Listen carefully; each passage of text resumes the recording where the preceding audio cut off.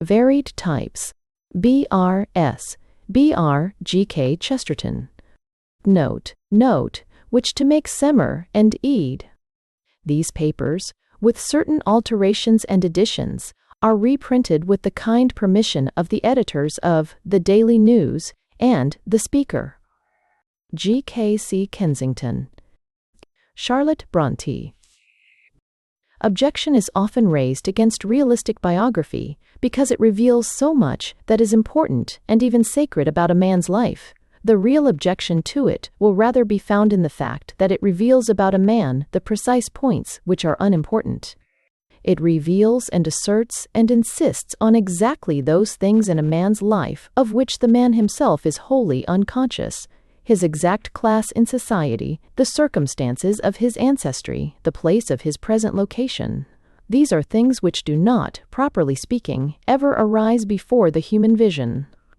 They do not occur to a man's mind, it may be said, with almost equal truth, that they do not occur in a man's life. A man no more thinks about himself as the inhabitant of the third house in a row of Brixton villas than he thinks about himself as a strange animal with 2 legs. What a man's name was, what his income was, whom he married, where he lived, these are not sanctities, they are irrelevancies. A very strong case of this is the case of the Brontës. The Brontë is in the position of the mad lady in a country village. Her eccentricities form an endless source of innocent conversation to that exceedingly mild and bucolic circle, the literary world. Augustine Birrell and Mr. Andrew Lang never tire of collecting all the glimpses and anecdotes and sermons and sidelights and sticks and straws which will go to make a Brontë museum. They are the most personally discussed of all Victorian authors, and the limelight of biography has left few darkened corners in the dark old Yorkshire house. And yet the whole of this biographical investigation, though natural and picturesque, is not wholly suitable to the Brontës. For the Brontë genius was above all things deputed to assert the supreme unimportance of externals. Up to that point, truth had always been conceived as existing more or less in the novel of manners. Charlotte Brontë electrified the world by showing that an infinitely older and more elemental truth could be conveyed by a novel in which no person, good or bad, had any manners at all. Her work represents the first great assertion that the humdrum life of modern civilization is a disguise as tawdry and deceptive as the costume of a bee-ball masqué. How? She showed that abysses may exist inside a governess and eternities inside a manufacturer. Her heroine is the commonplace spinster, with the dress of merino and the soul of flame. It is significant to notice that Charlotte Brontë, following consciously or unconsciously the great trend of her genius, was the first to take away from the heroine not only the artificial gold and diamonds of wealth and fashion, but even the natural gold and diamonds of physical beauty and grace. Instinctively, she felt that the whole of the exterior must be made ugly, that the whole of the interior might be made sublime. She chose the ugliest of women in the ugliest of centuries, and revealed within them all the hells and heavens of Dante. It may, therefore, I think, be legitimately said that the externals of the Brontës' life, though singularly picturesque in themselves, matter less than the externals of almost any other writers. It is interesting to know whether Jane Austen had any knowledge of the lives of the officers and women of fashion, whom she introduced into her masterpieces. It is interesting to know whether Dickens had ever seen a shipwreck or been inside a workhouse. For in these authors much of the conviction is conveyed, not always by adherence to facts, but always by grasp of them. But the whole aim and purport and meaning of the work of the Brontës is that the most futile thing in the whole universe is fact. Such a story as Jane Eyre is in itself so monstrous a fable that it ought to be excluded from a book of fairy tales. The characters do not do what they ought to do, nor what they would do, nor, it might be said, such is the insanity of the atmosphere, not even what they intend to do. The conduct of Rochester is so primevally and superhumanly caddish that Bret Harte in his admirable travesty scarcely exaggerated it. The scene in which Rochester dresses up as an old gypsy has something in it which is really not to be found in any other branch of art, except in the end of the pantomime, where the emperor turns into a pantaloon. Yet, despite this vast nightmare of illusion and morbidity and ignorance of the world, Jane Eyre is perhaps the truest book that was ever written.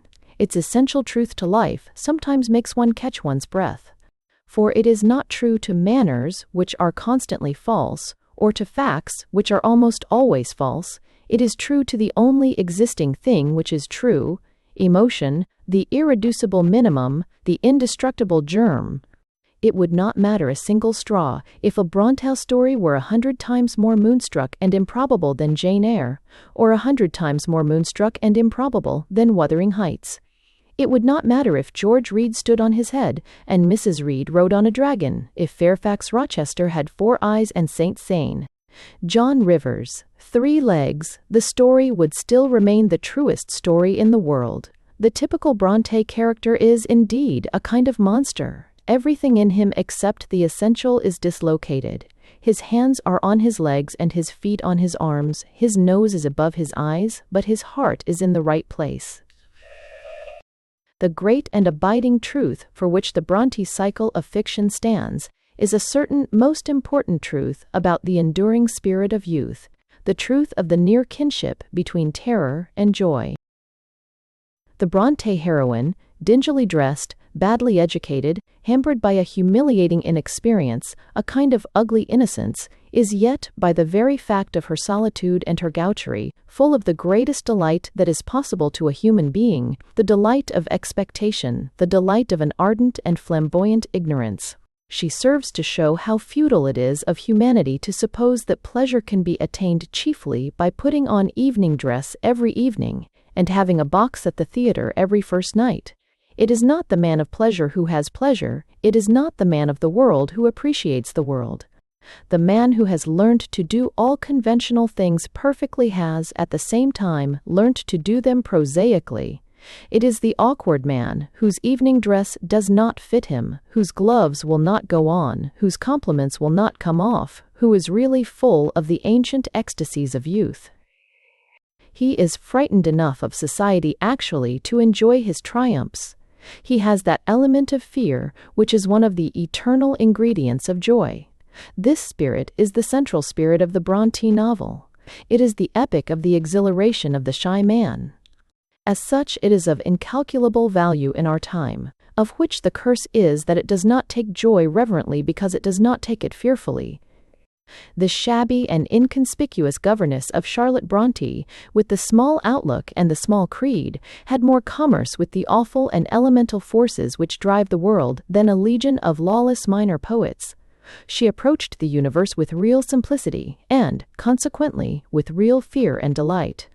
She was, so to speak, shy before the multitude of the stars, and in this she had possessed herself of the only force which can prevent enjoyment being as black and barren as routine.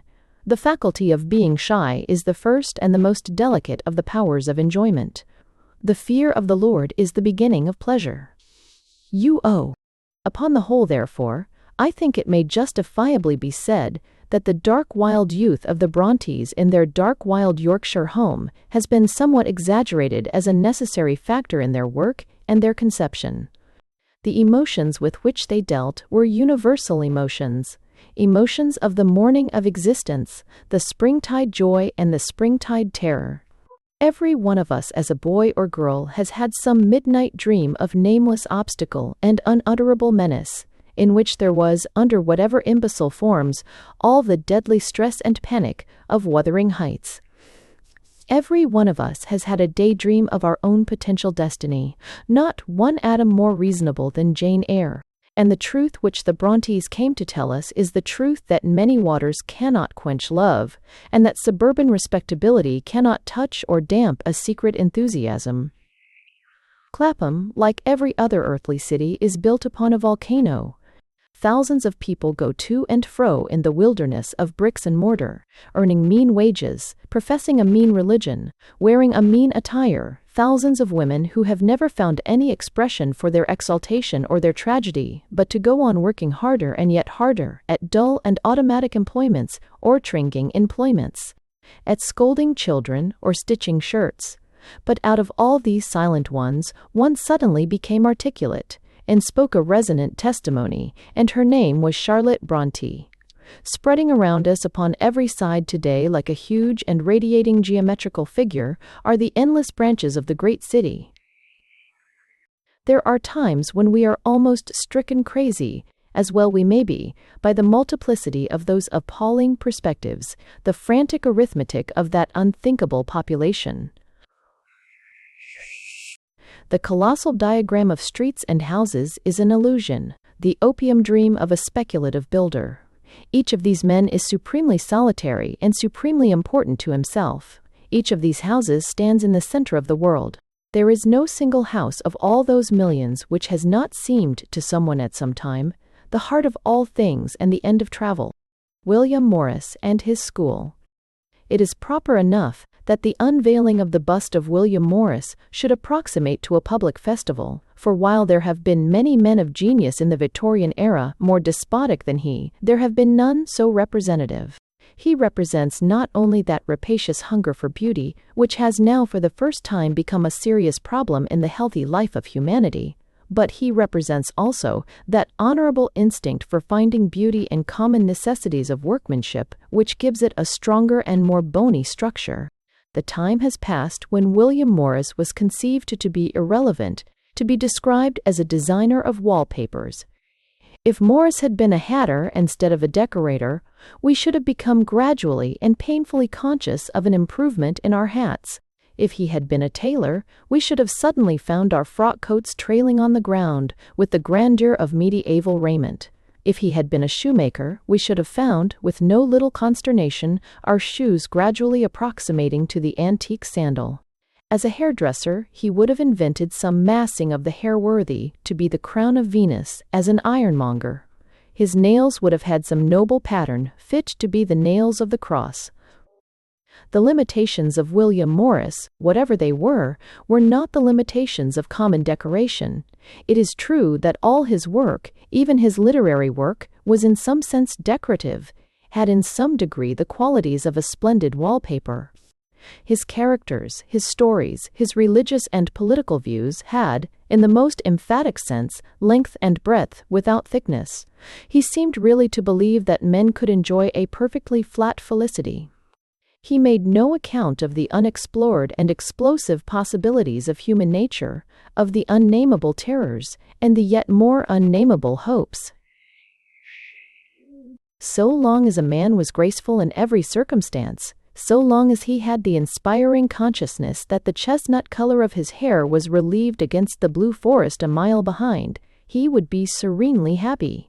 So he would be, no doubt, if he were really fitted for a decorative existence, if he were a piece of exquisitely colored cardboard. But although Morris took little account of the terrible solidity of human nature, took little account, so to speak, of human figures in the round, it is altogether unfair to represent him as a mere aesthete. He perceived a great public necessity and fulfilled it heroically. The difficulty with which he grappled was one so immense that we shall have to be separated from it by many centuries before we can really judge of it. It was the problem of the elaborate and deliberate ugliness of the most self-conscious of centuries. Morris at least saw the absurdity of the thing. He felt it was monstrous that the modern man, who was pre-eminently capable of realizing the strangest and most contradictory beauties, who could feel at once the fiery aureole of the ascetic and the colossal calm of the Hellenic god, should himself, by a farcical bathos, be buried in a black coat and hidden under a chimney-pot hat. He could not see why the harmless man who desired to be an artist in raiment should be condemned to be, at best, a black-and-white artist. It is indeed difficult to account for the clinging curse of ugliness which blights everything brought forth by the most prosperous of centuries. In all created nature, there is not, perhaps, anything so completely ugly as a pillar box. Its shape is the most unmeaning of shapes. Its height and thickness just neutralizing each other. Its color is the most repulsive of colors. A fat and soulless red, a red without a touch of blood or fire, like the scarlet of dead men's sins. Yet there is no reason whatever why such hideousness should possess an object full of civic dignity, the treasure house of 1,000 secrets, the fortress of 1,000 souls. If the old Greeks had had such an institution, we may be sure that it would have been surmounted by the severe but graceful figure of the god of letter-writing. If the medieval Christians has possessed it, it would have had a niche filled with the golden aureole of St. Roland of the postage stamps. As it is, there it stands at all our street corners, disguising one of the most beautiful of ideas under one of the most preposterous of forms. It is useless to deny that the miracles of science have not been such an incentive to art and imagination as were the miracles of religion. If men in the 12th century had been told that the lightning had been driven for leagues underground, and had dragged at its destroying tail loads of laughing human beings, and if they had then been told that the people alluded to this pulverizing portent chirpily as the two-penny tube, they would have called down the fire of heaven on us as a race of half-witted atheists. Probably they would have been quite right. This clear and fine perception of what may be called the anesthetic element in the Victorian era was, undoubtedly, the work of a great reformer. It requires a fine effort of the imagination to see an evil that surrounds us on every side. The manner in which Morris carried out his crusade may, considering the circumstances, be called triumphant. Our carpets began to bloom under our feet like the meadows in spring, and our hitherto prosaic stools and sofas seemed growing legs and arms at their own wild will. An element of freedom and rugged dignity came in with plain and strong ornaments of copper and iron. So delicate and universal has been the revolution in domestic art that almost every family in England has had its taste cunningly and treacherously improved, and if we look back at the early Victorian drawing rooms, it is only to realize the strange but essential truth that art, or human decoration, has, 9 times out of 10 in history, made things uglier than they were before, from the coiffure of a Papuan savage to the wallpaper of a British merchant in 1830. But great and beneficent as was the aesthetic revolution of Morris, there was a very definite limit to it. It did not lie only in the fact that his revolution was in truth a reaction, though this was a partial explanation of his partial failure. When he was denouncing the dresses of modern ladies, upholstered like armchairs instead of being draped like women, as he forcibly expressed it, he would hold up for practical imitation the costumes and handicrafts of the Middle Ages. Further than this retrogressive and imitative movement he never seemed to go. Now, the men of the time of Chaucer had many evil qualities, but there was at least one exhibition of moral weakness they did not give. They would have laughed at the idea of dressing themselves in the manner of the bowmen at the Battle of Senlac, or painting themselves an aesthetic blue, after the custom of the ancient Britons. They would not have called that a movement at all.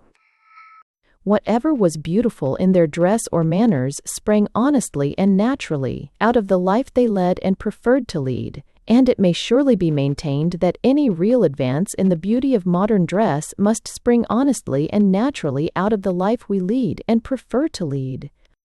We are not altogether without hints and hopes of such a change, in the growing orthodoxy of rough and athletic costumes. But if this cannot be, it will be no substitute or satisfaction to turn life into an interminable historical fancy dress ball. But the limitation of Morris's work lay deeper than this. We may best suggest it by a method after his own heart. Of all the various works he performed, none, perhaps, was so splendidly and solidly valuable as his great protest for the fables and superstitions of mankind. He has the supreme credit of showing that the fairy tales contain the deepest truth of the earth, the real record of men's feeling for things. Trifling details may be inaccurate. Jack may not have climbed up so tall a beanstalk, or killed so tall a giant, but it is not such things that make a story false. It is a far different class of things that makes every modern book of history as false as the father of lies. ingenuity, self-consciousness, hypocritical impartiality. It appears to us that of all the fairy tales none contains so vital a moral truth as the old story, existing in many forms, of Beauty and the Beast.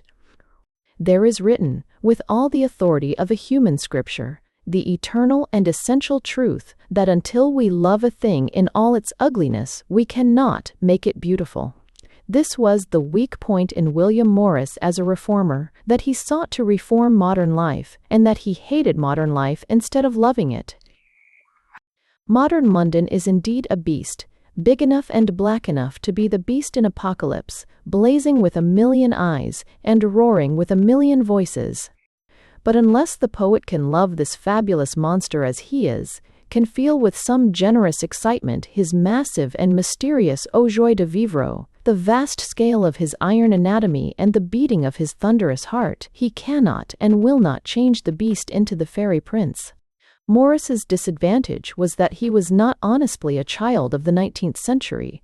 He could not understand its fascination, and consequently he could not really develop it. An abiding testimony to his tremendous personal influence in the aesthetic world is the vitality and recurrence of the arts and crafts exhibitions, which are steeped in his personality, like a chapel in that of a saint. If we look round at the exhibits in one of these aesthetic shows, we shall be struck by the large mass of modern objects that the decorative school leaves untouched. There is a noble instinct for giving the right touch of beauty to common and necessary things.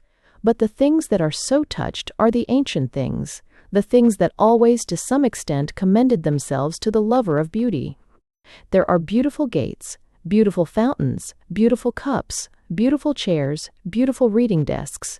But there are no modern things made beautiful. There are no beautiful lampposts, beautiful letterboxes, beautiful engines, beautiful bicycles. The spirit of William Morris has not seized hold of the century and made its humblest necessities beautiful, and this was because, with all his healthiness and energy, he had not the supreme courage to face the ugliness of things. Beauty shrank from the beast, and the fairy tale had a different ending. But herein, indeed, lay Morris's deepest claim to the name of a great reformer, that he left his work incomplete. There is perhaps no better proof that a man is a mere meteor, merely barren and brilliant, than that his work is done perfectly. A man like Morris draws attention to needs he cannot supply. In after years, we may have perhaps a newer and more daring arts and crafts exhibition. In it, we shall not decorate the armor of the 12th century, but the machinery of the 20th. A lamppost shall be wrought nobly in twisted iron, fit to hold the sanctity of fire. A pillar box shall be carved with figures emblematical of the secrets of comradeship and the silence and honor of the state. Railway signals, of all earthly things, the most poetical, the colored stars of life and death, shall be lamps of green and crimson, worthy of their terrible and faithful service. But if ever this gradual and genuine movement of our time towards beauty, not backwards but forwards, does truly come about, Morris will be the first prophet of it. Poet of the childhood of nations, craftsman in the new honesties of art, prophet of a merrier and wiser life, his full-blooded enthusiasm will be remembered when human life has once more assumed flamboyant colors and proved that this painful greenish-gray of the aesthetic twilight in which we now live is, in spite of all the pessimists, not of the grayness of death, but the grayness of dawn. Optimism of Byron. Everything is against our appreciating the spirit and the age of Byron. The age that has just passed from us is always like a dream when we wake in the morning, a thing incredible and centuries away. And the world of Byron seems a sad and fated world, a weird and inhuman world, where men were romantic in whiskers, ladies lived, apparently, in bowers, and the very word has the sound of a piece of stage scenery. Roses and nightingales recur in their poetry with the monotonous elegance of a wallpaper pattern. The whole is like a revel of dead men, a revel with splendid vesture and half-witted faces. But the more shrewdly and earnestly we study the histories of men, the less ready shall we be to make use of the word artificial. Nothing in the world has ever been artificial. Many customs, many dresses, many works of art are branded with artificiality because they exhibit vanity and self-consciousness, as if vanity were not a deep and elemental thing, like love and hate and the fear of death. Vanity may be found in darkling deserts, in the hermit and in the wild beasts that crawl around him. It may be good or evil, but assuredly it is not artificial. Vanity is a voice out of the abyss.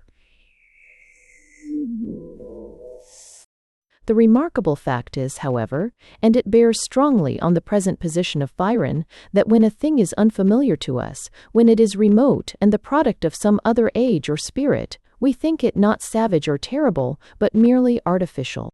There are many instances of this. A fair one is the case of tropical plants and birds. When we see some of the monstrous and flamboyant blossoms that enrich the equatorial woods, we do not feel that they are conflagrations of nature, silent explosions of her frightful energy. We simply find it hard to believe that they are not wax flowers grown under a glass case. When we see some of the tropic birds, with their tiny bodies attached to gigantic beaks, we do not feel that they are freaks of the fierce humor of creation. We almost believe that they are toys out of a child's playbox, artificially carved and artificially colored. So it is with the great convulsion of nature, which was known as Byronism. The volcano is not an extinct volcano now, it is the dead stick of a rocket, it is the remains not of a natural, but of an artificial fire. But Byron and Byronism were something immeasurably greater than anything that is represented by such a view as this. Their real value and meaning are indeed little understood. The first of the mistakes about Byron lies in the fact that he is treated as a pessimist. True, he treated himself as such, but a critic can hardly have even a slight knowledge of Byron without knowing that he had the smallest amount of knowledge of himself that ever fell to the lot of an intelligent man. The real character of what is known as Byron's pessimism is better worth study than any real pessimism could ever be. It is the standing peculiarity of this curious world of ours that almost everything in it has been extolled enthusiastically, and invariably extolled to the disadvantage of everything else. One after another, almost every one of the phenomena of the universe has been declared to be alone capable of making life worth living. Books, love, business, religion, alcohol, abstract truth, private emotion, money, simplicity, mysticism, hard work, a life close to nature, a life close to Belgrave Square, are every one of them passionately maintained by somebody to be so good that they redeem the evil of an otherwise indefensible world. Thus, while the world is almost always condemned in summary, it is always justified and indeed extolled in detail after detail.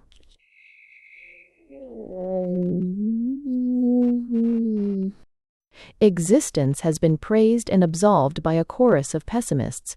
The work of giving thanks to heaven is, as it were, divided ingeniously among them.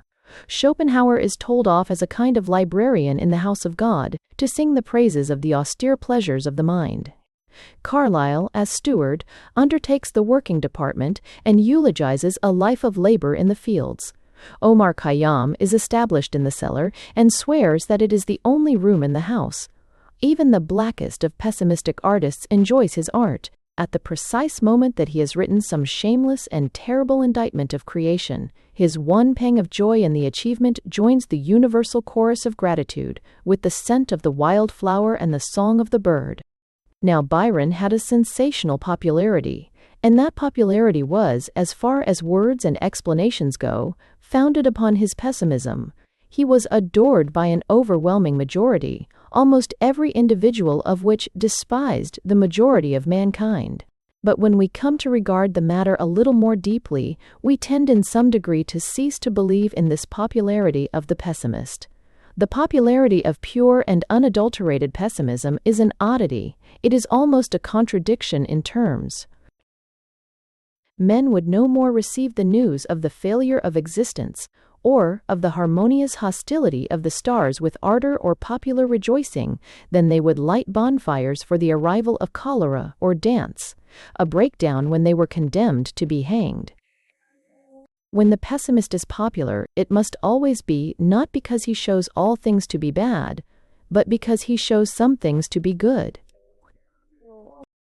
Men can only join in a chorus of praise, even if it is the praise of denunciation. The man who is popular must be optimistic about something, even if he is only optimistic about pessimism. And this was emphatically the case with Byron and the Byronists. Their real popularity was founded not upon the fact that they blamed everything, but upon the fact that they praised something.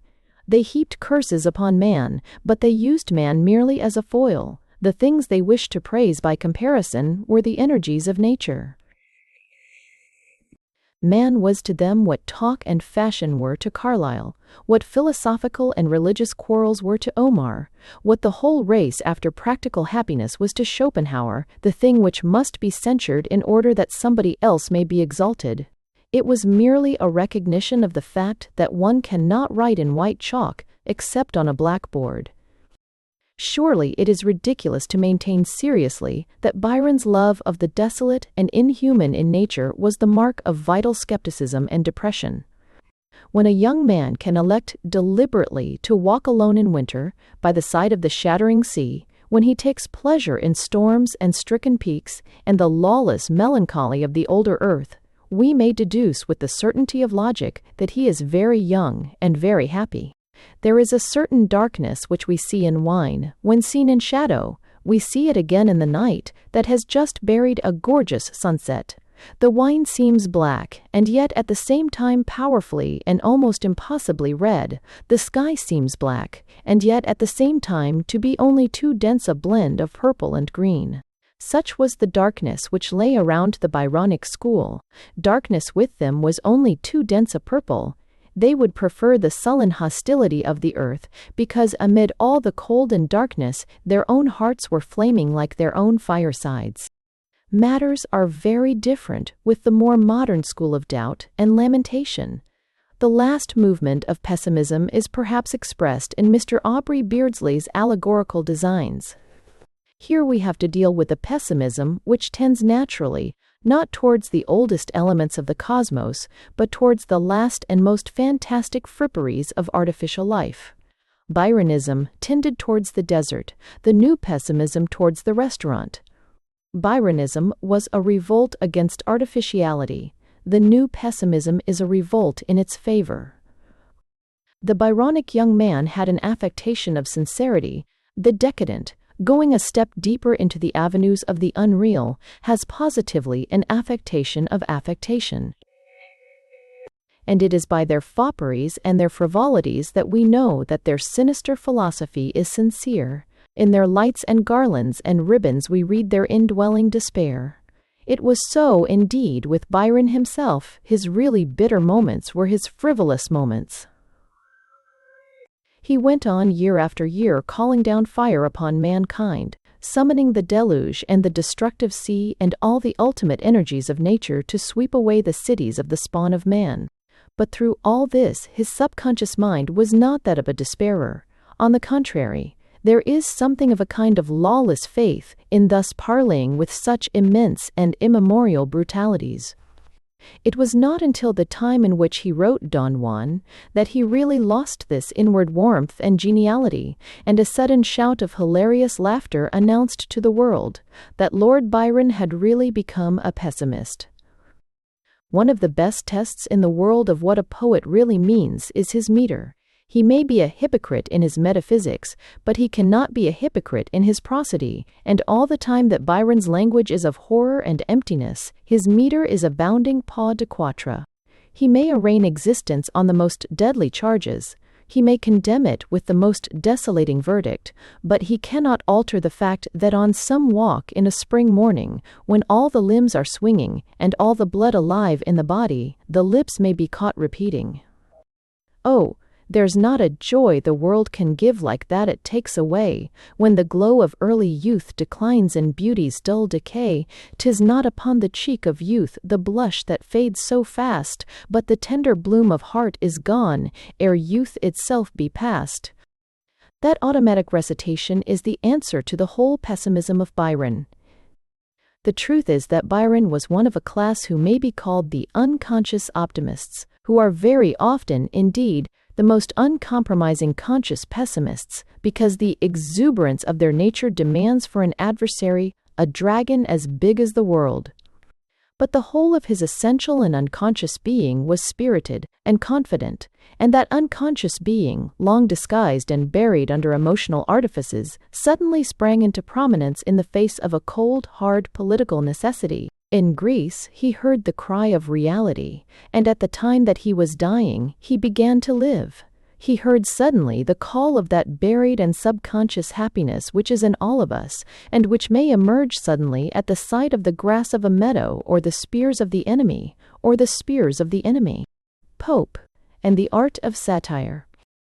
The general critical theory common in this and the last century is that it was very easy for the imitators of Pope to write English poetry. The classical couplet was a thing that anyone could do.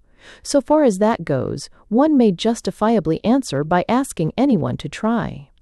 It may be easier really to have wit than really, in the boldest and most enduring sense, to have imagination. But it is immeasurably easier to pretend to have imagination than to pretend to have wit. A man may indulge in a sham rhapsody, because it may be the triumph of a rhapsody to be unintelligible. But a man cannot indulge in a sham joke, because it is the ruin of a joke to be unintelligible. A man may pretend to be a poet, he can no more pretend to be a wit than he can pretend to bring rabbits out of a hat without having learnt to be a conjurer. Therefore, it may be submitted, there was a certain discipline in the old antithetical couplet of Pope and his followers. If it did not permit of the great liberty of wisdom used by the minority of great geniuses, neither did it permit of the great liberty of folly which is used by the majority of small writers. A prophet could not be a poet in those days, perhaps, but at least a fool could not be a poet. If we take, for the sake of example, such a line as Pope's, damn with faint praise, assent with civil leer. The test is comparatively simple. A great poet would not have written such a line, perhaps, but a minor poet could not. Supposing that a lyric poet of the new school really had to deal with such an idea as that expressed in Pope's line about man, a being darkly wise and rudely great. Is it really so certain that he would go deeper into the matter than that old antithetical jingle goes? I venture to doubt whether he would really be any wiser or weirder or more imaginative or more profound. The one thing that he would really be would be longer, instead of writing, a being darkly wise and rudely great. The contemporary poet, in his elaborately ornamented book of verses, would produce something like the following. A creature of feature, more dark, more dark, more dark than skies, yea, darkly wise, darkly wise, as a formless fate, and if he be great, then rudely great, as a plough that plies, and darkly wise, Have we really learned to think more broadly, or have we only learned to spread our thoughts thinner? I have a dark suspicion that a modern poet might manufacture an admirable lyric out of almost every line of Pope. There is, of course, an idea in our time that the very antithesis of the typical line of Pope is a mark of artificiality. I shall have occasion more than once to point out that nothing in the world has ever been artificial, but certainly antithesis is not artificial. An element of paradox runs through the whole of existence itself. It begins in the realm of ultimate physics and metaphysics, in the two facts that we cannot imagine a space that is infinite, and that we cannot imagine a space that is finite. It runs through the inmost complications of divinity, in that we cannot conceive that Christ in the wilderness was truly pure unless we also conceive that he desired to sin. It runs, in the same manner, through all the minor matters of morals, so that we cannot imagine courage existing except in conjunction with fear, or magnanimity existing except in conjunction with some temptation to meanness. If Pope and his followers caught this echo of natural irrationality, they were not any the more artificial. Their antitheses were fully in harmony with existence, which is itself a contradiction in terms. Pope was really a great poet. He was the last great poet of civilization. Immediately after the fall of him and his school come Burns and Byron, and the reaction towards the savage and the elemental. But to Pope civilization was still an exciting experiment. Its perukes and ruffles were to him what feathers and bangles are to a South Sea Islander, the real romance of civilization, and in all the forms of art which peculiarly belonged to civilization he was supreme. In one especially he was supreme, the great and civilized art of satire. Why? We have had a great revival in our time of the cult of violence and hostility.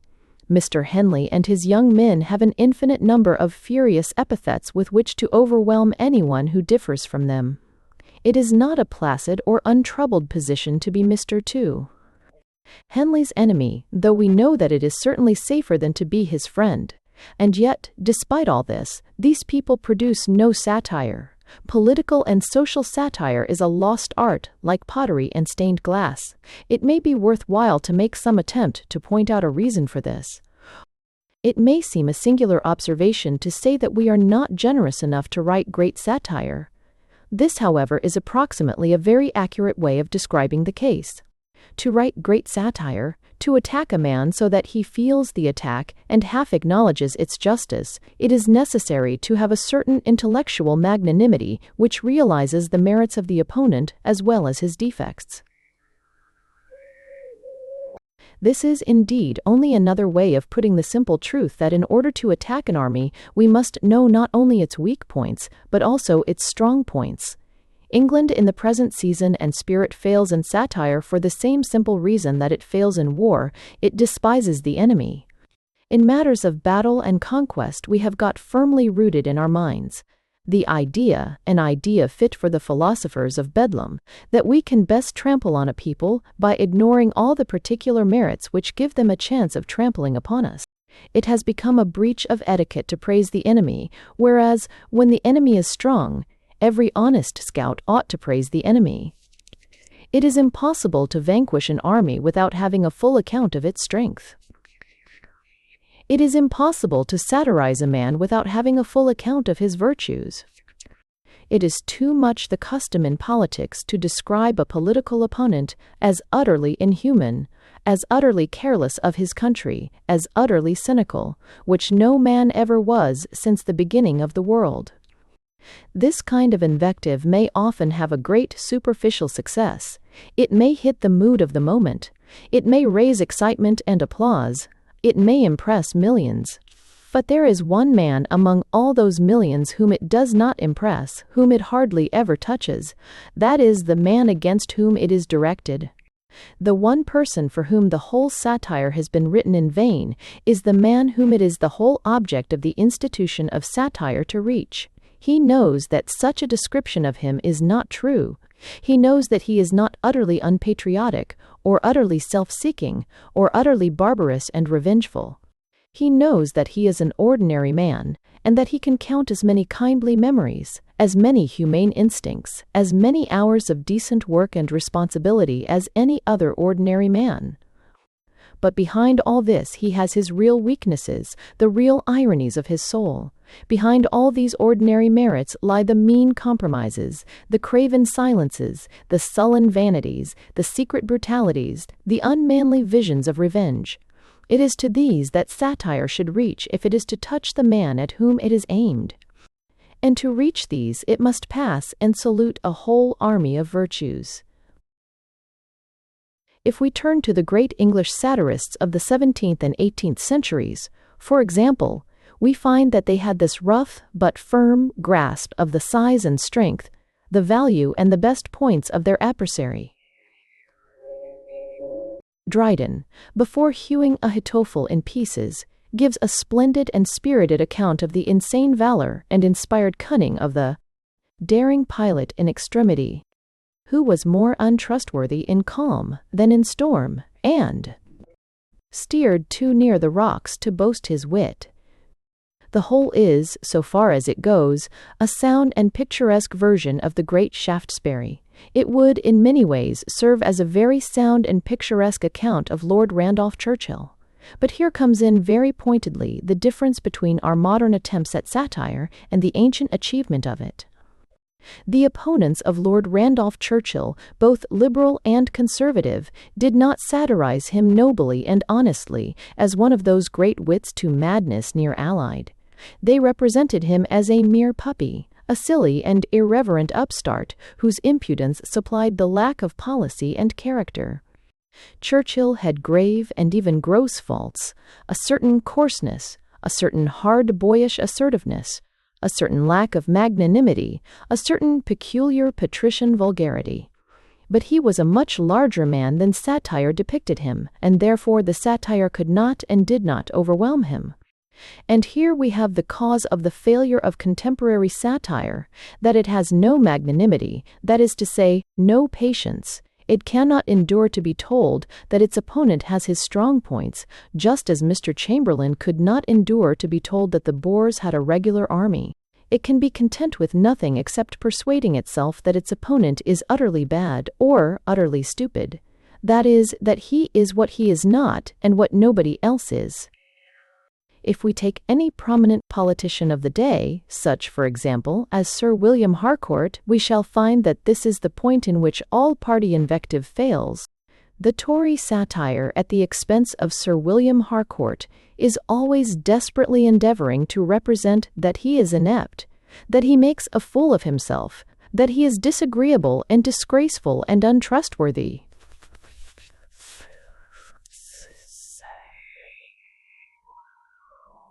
Everyone knows that Sir William Harcourt is not inept, but is almost the ablest parliamentarian now alive. Everyone knows that he is not disagreeable or disgraceful, but a gentleman of the old school who is on excellent social terms with his antagonists. Inept. What 60T Harcourt story is not inept? Everyone knows that he is not untrustworthy, but a man of unimpeachable honor who is much trusted. Above all, he knows it himself, and is therefore affected by the satire exactly as any one of us would be if we were accused of being black or of keeping a shop for the receiving of stolen goods. We might be angry at the libel, but not at the satire, for a man is angry at a libel because it is false, but at a satire because it is true. Mr. Henley and his young men are very fond of invective and satire. If they wish to know the reason of their failure in these things, they need only turn to the opening of Pope's superb attack upon Addison. The Henleyites' idea of satirizing a man is to express a violent contempt for him, and by the heat of this, to persuade others and himself that the man is contemptible. I remember reading a satiric attack on Mr. Gladstone by one of the young anarchic Tories, which began by asserting that Mr. Gladstone was a bad public speaker. If these people would, as I have said, go quietly and read Pope's Atticus, they would see how a great satirist approaches a great enemy. Peace to all such, but were there one whose fires true genius kindles and fair fame inspires, blessed with each talent and each art to please, and born to write, converse, and live with ease, should such a man and Alcantine. And then follows the torrent of that terrible criticism. Pope was not such a fool as to try to make out that Addison was a fool. He knew that Addison was not a fool, and he knew that Addison knew it. But hatred, in Pope's case, had become so great, and, I was almost going to say, so pure, that it illuminated all things, as love illuminates all things. He said what was really wrong with Addison, and in calm and clear and everlasting colors he painted the picture of the evil of the literary temperament. Bear, like the Turk, no brother near the throne, view him with scornful, yet with jealous eyes, and hate for arts that caused himself to rise. Who Henan. Like Cato give his little senate laws, and sit attentive to his own applause, while wits and Templars every sentence raise, and wonder with a foolish face of praise. This is the kind of thing which really goes to the mark at which it aims. It is penetrated with sorrow and a kind of reverence, and it is addressed directly to a man. This is no mock tournament to gain the applause of the crowd. It is a deadly duel by the lonely seashore. In current political materialism, there is everywhere the assumption that, Without understanding anything of his case or his merits, we can benefit a man practically. Without understanding his case and his merits, we cannot even hurt him. Asceticism is a thing which, in its very nature, we tend in these days to misunderstand. Asceticism, in the religious sense, is the repudiation of the great mass of human joys because of the supreme joyfulness of the one joy, the religious joy.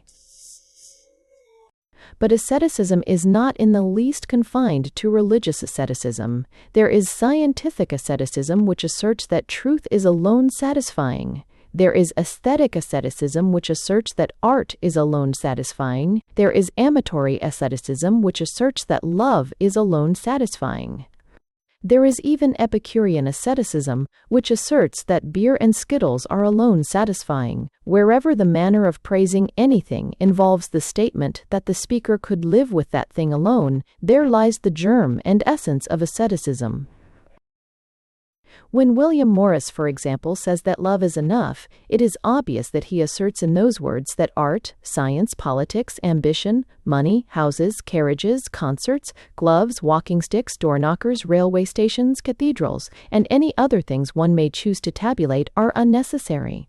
When Omar Khayyam says, "A book of verses underneath the bough, a loaf of bread, a jug of wine, and thou beside me singing in the wilderness, O wilderness were paradise enow. Hroe." It is clear that he speaks fully as much ascetically as he does aesthetically. He makes a list of things and says that he wants no more. The same thing was done by a medieval monk. Examples might, of course, be multiplied 100-fold. One of the most genuinely poetical of our younger poets says, as the one thing certain, that from quiet home and first beginning out to the undiscovered ends, there's nothing worth the wear of winning, but laughter and the love of friends. Sure.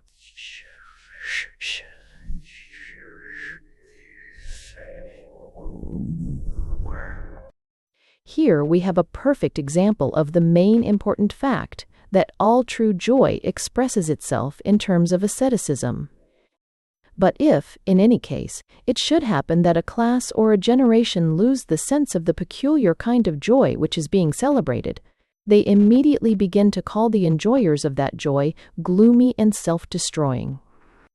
The most formidable liberal philosophers have called the monks melancholy because they denied themselves the pleasures of liberty and marriage. They might as well call the trippers on a bank holiday melancholy because they deny themselves, as a rule, the pleasures of silence and meditation. A simpler and stronger example is, however, to hand.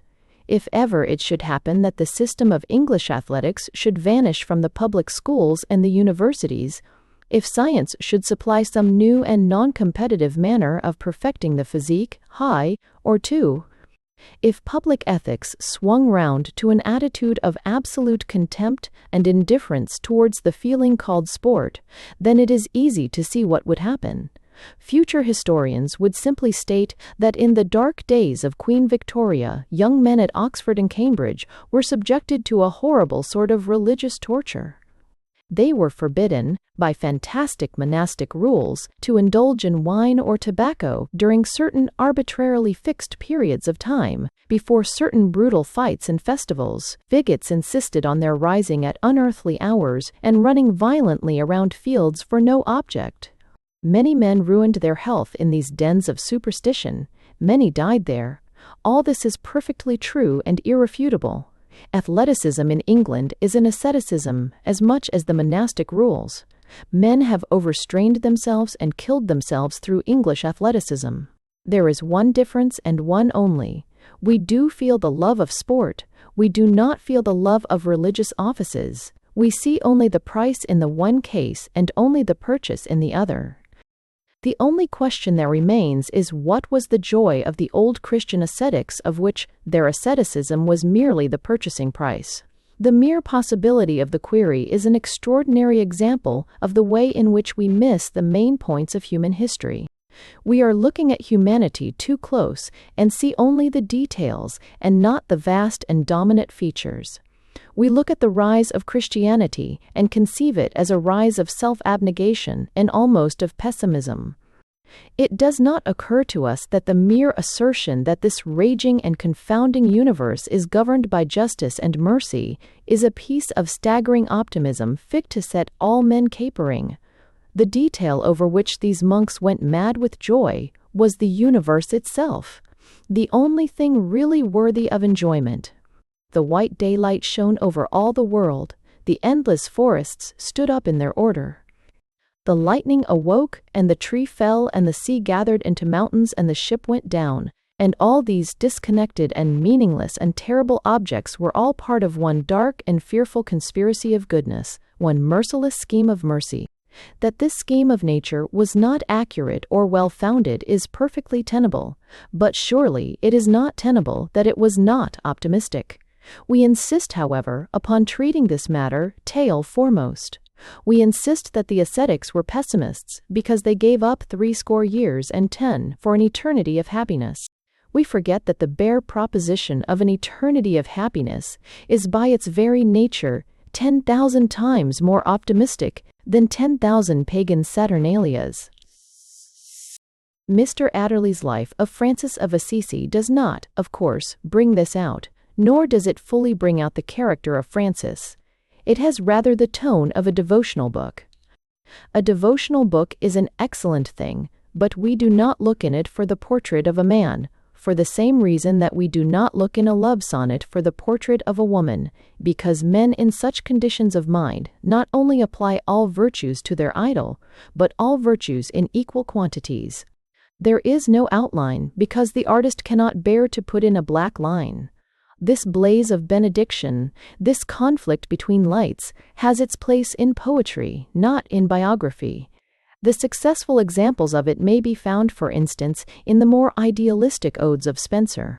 The design is sometimes almost indecipherable, for the poet draws in silver upon white.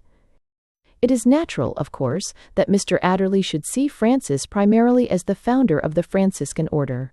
We suspect this was only one, perhaps a minor one, of the things that he was. We suspect that one of the minor things that Christ did was to found Christianity.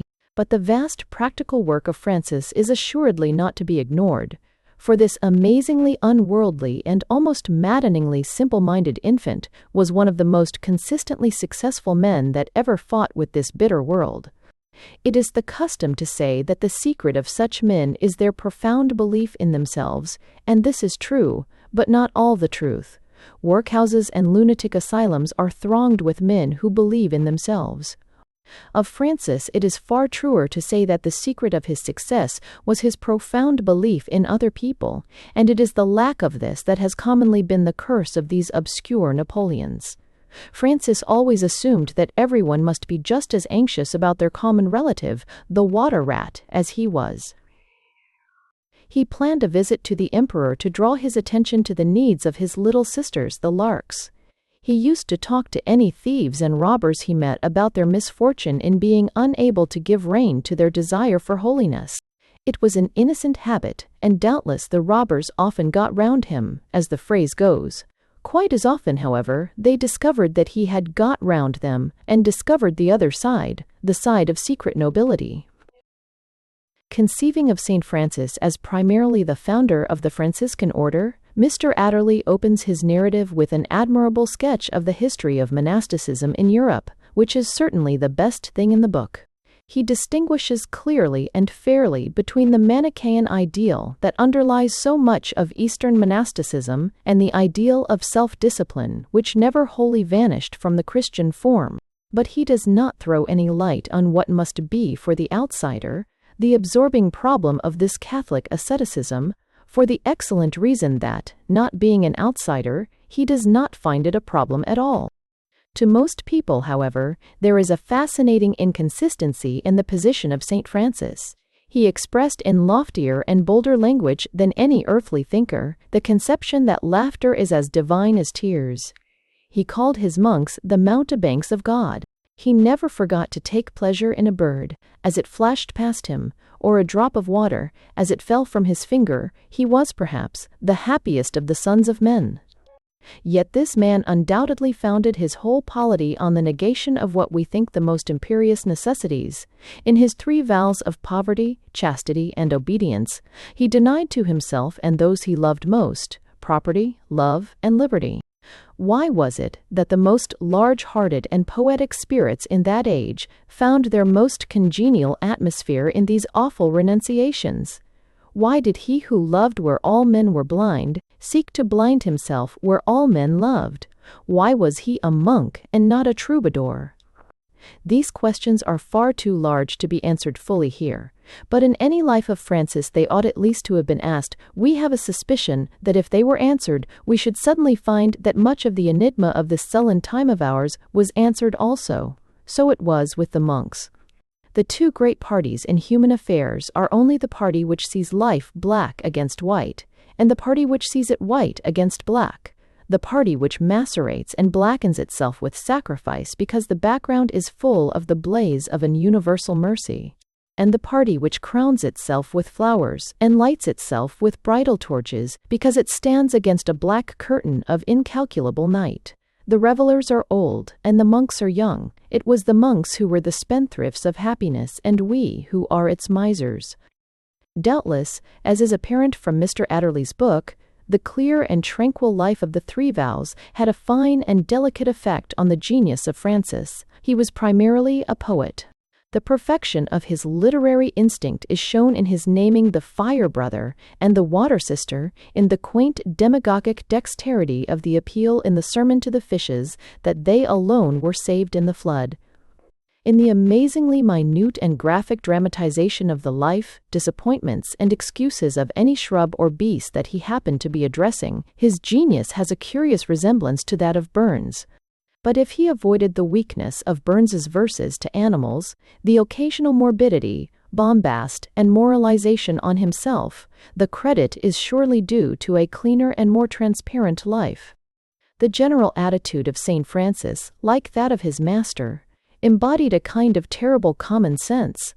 The famous remark of the caterpillar in Alice in Wonderland, "Why not?" impresses us as his general motto. He could not see why he should not be on good terms with all things. The pomp of war and ambition, the great empire of the Middle Ages, and all its fellows, began to look tawdry and top-heavy under the rationality of that innocent stare. His questions were blasting and devastating, like the questions of a child. He would not have been afraid even of the nightmares of cosmogony, for he had no fear in him.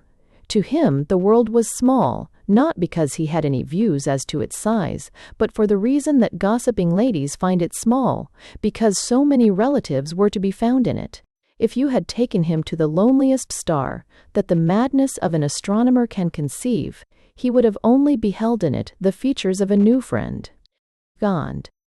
When Cyrano de Bergerac was published, it bore the subordinate title of a heroic comedy.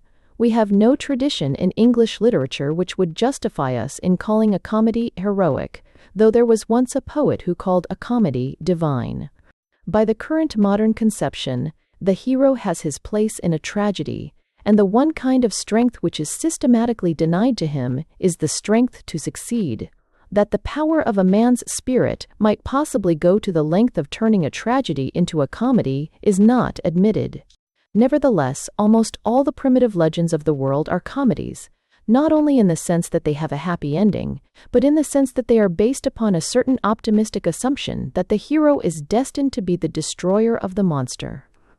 Singularly enough, this modern idea of the essential disastrous character of life, when seriously considered, connects itself with a hyper-aesthetic view of tragedy and comedy, which is largely due to the influence of modern France, from which the great heroic comedies of Monsieur Rostand have come. The French genius has an instinct for remedying its own evil work, and France gives always the best cure for Frenchiness. The idea of comedy which is held in England by the school which pays most attention to the technical niceties of art is a view which renders such an idea as that of heroic comedy quite impossible. The fundamental conception in the minds of the majority of our younger writers is that comedy is, par excellence, a fragile thing. It is conceived to be a conventional world of the most absolutely delicate and gimcrack description. Such stories as Mr. Dolly's As Mr. Dolly, Max Beerbohm's Happy Hypocrite, are conceptions which would vanish or fall into utter nonsense if viewed by one single degree too seriously. But great comedy, the comedy of Shakespeare or Sterne, not only can be, but must be, taken seriously. There is nothing to which a man must give himself up with more faith and self-abandonment than to genuine laughter. In such comedies, one laughs with the heroes, and not at them. The humor which steeps the stories of Falstaff and Uncle Toby is a cosmic and philosophic humor, a geniality which goes down to the depths. It is not superficial reading. It is not even, strictly speaking, light reading. Our sympathies are as much committed to the characters as if they were the predestined victims in a Greek tragedy. The modern writer of comedies may be said to boast of the brittleness of his characters. He seems always on the eve of knocking his puppets to pieces. When John Oliver Hobbes wrote for the first time a comedy of serious emotions, she named it, with a thinly disguised contempt for her own work, a sentimental comedy. The ground of this conception of the artificiality of comedy is a profound pessimism. Life in the eyes of these mournful buffoons is itself an utterly tragic thing. Comedy must be as hollow as a grinning mask. It is a refuge from the world, and not even, properly speaking, a part of it. Their wit is a thin sheet of shining ice over the eternal waters of bitterness. Cyrano de Bergerac came to us as the new decoration of an old truth, that merriment was one of the world's natural flowers, and not one of its exotics. The gigantesque levity, the flamboyant eloquence, the Rabelaisian puns and digressions were seen to be once more what they had been in Rabelais, the mere outbursts of a human sympathy and bravado, as old and solid as the stars. The human spirit demanded wit as headlong and haughty as its will. All was expressed in the words of Cyrano, at his highest moment of happiness, Il me faut de gens. Again, an essential aspect of this question of heroic comedy is the question of drama in rhyme. According to his canons, it is indeed absurd to represent a number of characters facing some terrible crisis in their lives by capping rhymes like a party playing abouts rimes. Rime, nabisation. In his eyes it must appear somewhat ridiculous that two enemies taunting each other with insupportable insults should obligingly provide each other with metrical spacing and neat and convenient rhymes. But the whole of this view rests finally upon the fact that few persons, if any, today understand what is meant by a poetical play. It is a singular thing that those poetical plays which are now written in England by the most advanced students of the drama follow exclusively the lines of Maeterlinck, and use verse and rhyme for the adornment of a profoundly tragic theme. But rhyme has a supreme appropriateness for the treatment of the higher comedy. The land of heroic comedy is, as it were, a paradise of lovers, in which it is not difficult to imagine that men could talk poetry all day long. It is far more conceivable that men's speech should flower naturally into these harmonious forms when they are filled with the essential spirit of youth than when they are sitting gloomily in the presence of immemorial destiny.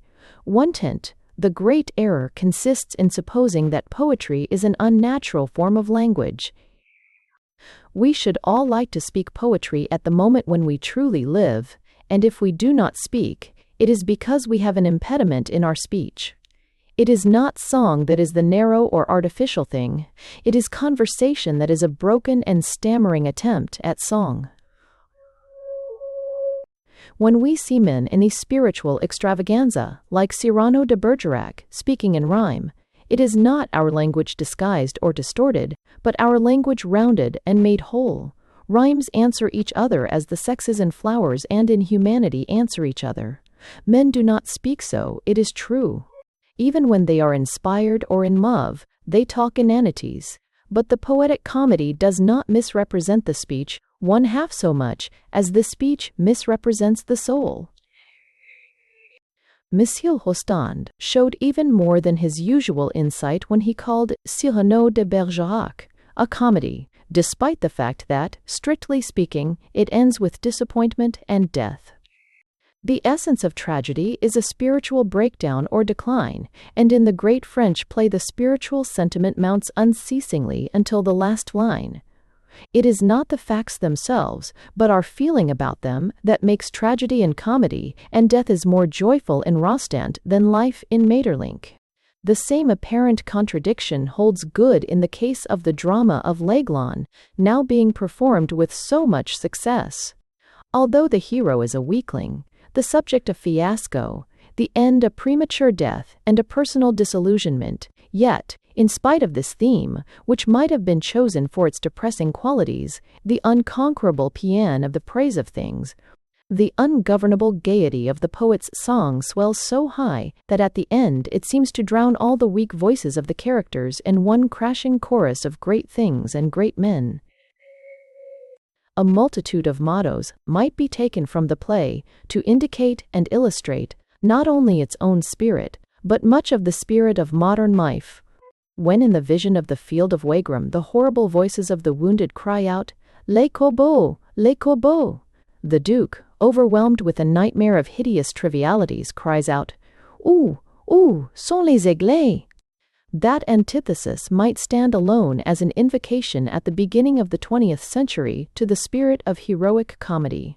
When an ex-general of Napoleon is asked his reason for having betrayed the emperor, he replies, "La fatigue," and at that a veteran private of the great army rushes forward, and crying passionately, "Ut nous, whus out a terrible description of the life lived by the commoner soldier."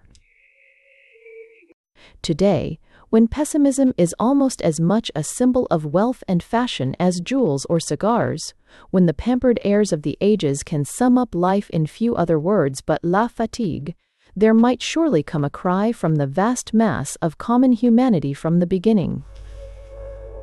It is this potentiality for enthusiasm among the mass of men that makes the function of comedy at once common and sublime.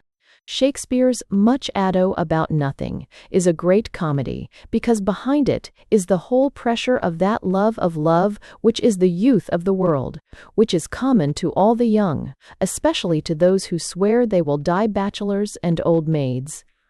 Foi, hist. Well, Yanni Assi. Love's Labours Lost is filled with the same energy, and there it falls even more definitely into the scope of our subject, since it is a comedy in rhyme, in which all men speak lyrically as naturally as the birds sing in pairing time. What the love of love is to the Shakespearean comedies, that other and more mysterious human passion, the love of death, is to l'Aiglon. Whether we shall ever have in England a new tradition of poetic comedy, it is difficult at present to say, but we shall assuredly never have it until we realize that comedy is built upon everlasting foundations in the nature of things, that it is not a thing too light to capture, but too deep to plumb. Monsieur Rostand, in his description of the Battle of Wagram, does not shrink from bringing about the Duke's ears the frightful voices of actual battle, of men torn by crows and suffocated with blood, but when the Duke, terrified at these dreadful appeals, asks them for their final word, they all cry together, "Vive l'Empereur! Si for a bel Empereur!" Si Monsieur Rostand, perhaps, did not know that he was writing an allegory. To me that field of Wagram is the field of the modern war of literature. We hear nothing but the voices of pain. The whole is one phonograph of horror. It is right that we should hear these things. It is right that not one of them should be silenced. But these cries of distress are not in life, as they are in modern art, the only voices. They are the voices of men, but not the voice of man. When questioned finally and seriously as to their conception of their destiny, men have, from the beginning of time, answered in 1,000 philosophies and religions with a single voice, and in a sense, most sacred and tremendous, Vive l'Empereur. Turgirls the I and one doe, Girls the tree of a detailness in the one doe and joy is about in the one doe. There are a great many bonds which still connect us with Charles Dye, one of the idlest men of one of the idlest epochs. Among other things, Charles Dye represented one thing which is very rare and very satisfying. He was a real and consistent skeptic. Skepticism, both in its advantages and disadvantages, is greatly misunderstood in our time. There is a curious idea abroad that skepticism has some connection with such theories as materialism and atheism and secularism. This is of course a mistake. The true skeptic has nothing to do with these theories simply because they are theories. The true skeptic is as much a spiritualist as he is a materialist. He thinks that the savage dancing round an African idol stands quite as good a chance of being right as Darwin. He thinks that mysticism is every bit as rational as rationalism. He has indeed the most profound doubts as to whether St. Matthew wrote his own gospel, but he has quite equally profound doubts as to whether the tree he is looking at is a tree and not a rhinoceros. This is the real meaning of that mystery which appears so prominently in the lives of great skeptics, which appears with especial prominence in the life of Charles the Fies. I mean their constant oscillation between atheism and Roman Catholicism. Roman Catholicism is indeed a great and fixed and formidable system, but so is atheism. Atheism is indeed the most daring of all dogmas, more daring than the vision of a palpable day of judgment. For it is the assertion of a universal negative. For a man to say that there is no God in the universe is like saying that there are no insects in any of the stars. Thus it was with that wholesome and systematic skeptic, Charles the. When he took the sacrament according to the forms of the Roman Church in his last hour, he was acting consistently as a philosopher. The wafer might not be God, similarly it might not be a wafer. To the genuine and poetical skeptic, the whole world is incredible, with its bulbous mountains and its fantastic trees. The whole order of things is as outrageous as any miracle which could presume to violate it. Transubstantiation might be a dream, but if it was assuredly a dream within a dream. Charles the. sought to guard himself against hellfire because he could not think hell itself more fantastic than the world, as it was revealed by science. The priest crept up the staircase, the doors were closed, the few of the faithful who were present hushed themselves respectfully, and so, with every circumstance of secrecy and sanctity, with the cross uplifted and the prayers poured out, was consummated the last great act of logical unbelief. The problem of Charles the. Consists in this, that he has scarcely a moral virtue to his name, and yet he attracts us morally. We feel that some of the virtues have been dropped out in the lists made by all the saints and sages, and that Charles the. was pre-eminently successful in these wild and unmentionable virtues. The real truth of this matter and the real relation of Charles the. to the moral ideal is worth somewhat more exhaustive study. It is a commonplace that the Restoration movement can only be understood when considered as a reaction against Puritanism, but it is insufficiently realized that the tyranny which half frustrated all the good work of Puritanism was of a very peculiar kind. It was not the fire of Puritanism, the exultation in sobriety, the frenzy of a restraint which passed away, that still burns in the heart of England, only to be quenched by the final overwhelming sea. But it is seldom remembered that the Puritans were in their day emphatically intellectual bullies, that they relied swaggeringly on the logical necessity of Calvinism, that they bound omnipotence itself in the chains of syllogism. The Puritans fell through the damning fact that they had a complete theory of life, through the eternal paradox that a satisfactory explanation can never satisfy. Like Brutus and the logical Romans, like the logical French Jacobins, like the logical English utilitarians, they taught the lesson that men's wants have always been right and their arguments always wrong. Reason is always a kind of brute force. Those who appeal to the head rather than the heart, however pallid and polite, are necessarily men of violence. We speak of touching a man's heart, but we can do nothing to his head but hit it. The tyranny of the Puritans over the bodies of men was comparatively a trifle. Pikes, bullets, and conflagrations are comparatively a trifle. Their real tyranny was the tyranny of aggressive reason over the cowed and demoralized human spirit. Their brooding and raving can be forgiven, can in truth be loved and reverenced, for it is humanity on fire. Hatred can be genial, madness can be homely. The Puritans fell, not because they were fanatics, but because they were rationalists. When we consider these things, when we remember that Puritanism, which means in our day a moral and almost temperamental attitude, meant in that day a singularly arrogant logical attitude, we shall comprehend a little more the grain of good that lay in the vulgarity and triviality of the Restoration. The Restoration, of which Charles the Ine was a preeminent type, was in part a revolt of all the chaotic and unclassed parts of human nature, the parts that are left over and will always be left over by every rationalistic system of life. This does not merely account for the revolt of the vices and of that empty recklessness in horseplay which is sometimes more irritating than any vice. It accounts also for the return of the virtue of politeness, for that also is a nameless thing ignored by logical codes. Politeness has indeed about it something mystical. Like religion, it is everywhere understood and nowhere defined. Charles is not entirely to be despised because, as the type of this movement, he let himself float upon this new tide of politeness. There was some moral and social value in his perfection in little things. He could not keep the 10 Commandments, but he kept the 10,000 Commandments. His name is unconnected with any great acts of duty or sacrifice, but it is connected with a great many of those acts of magnanimous politeness, of a kind of dramatic delicacy, which lie on the dim borderland between morality and art. Charles the T, said Thackeray with unerring brevity, was a rascal, but not a snob.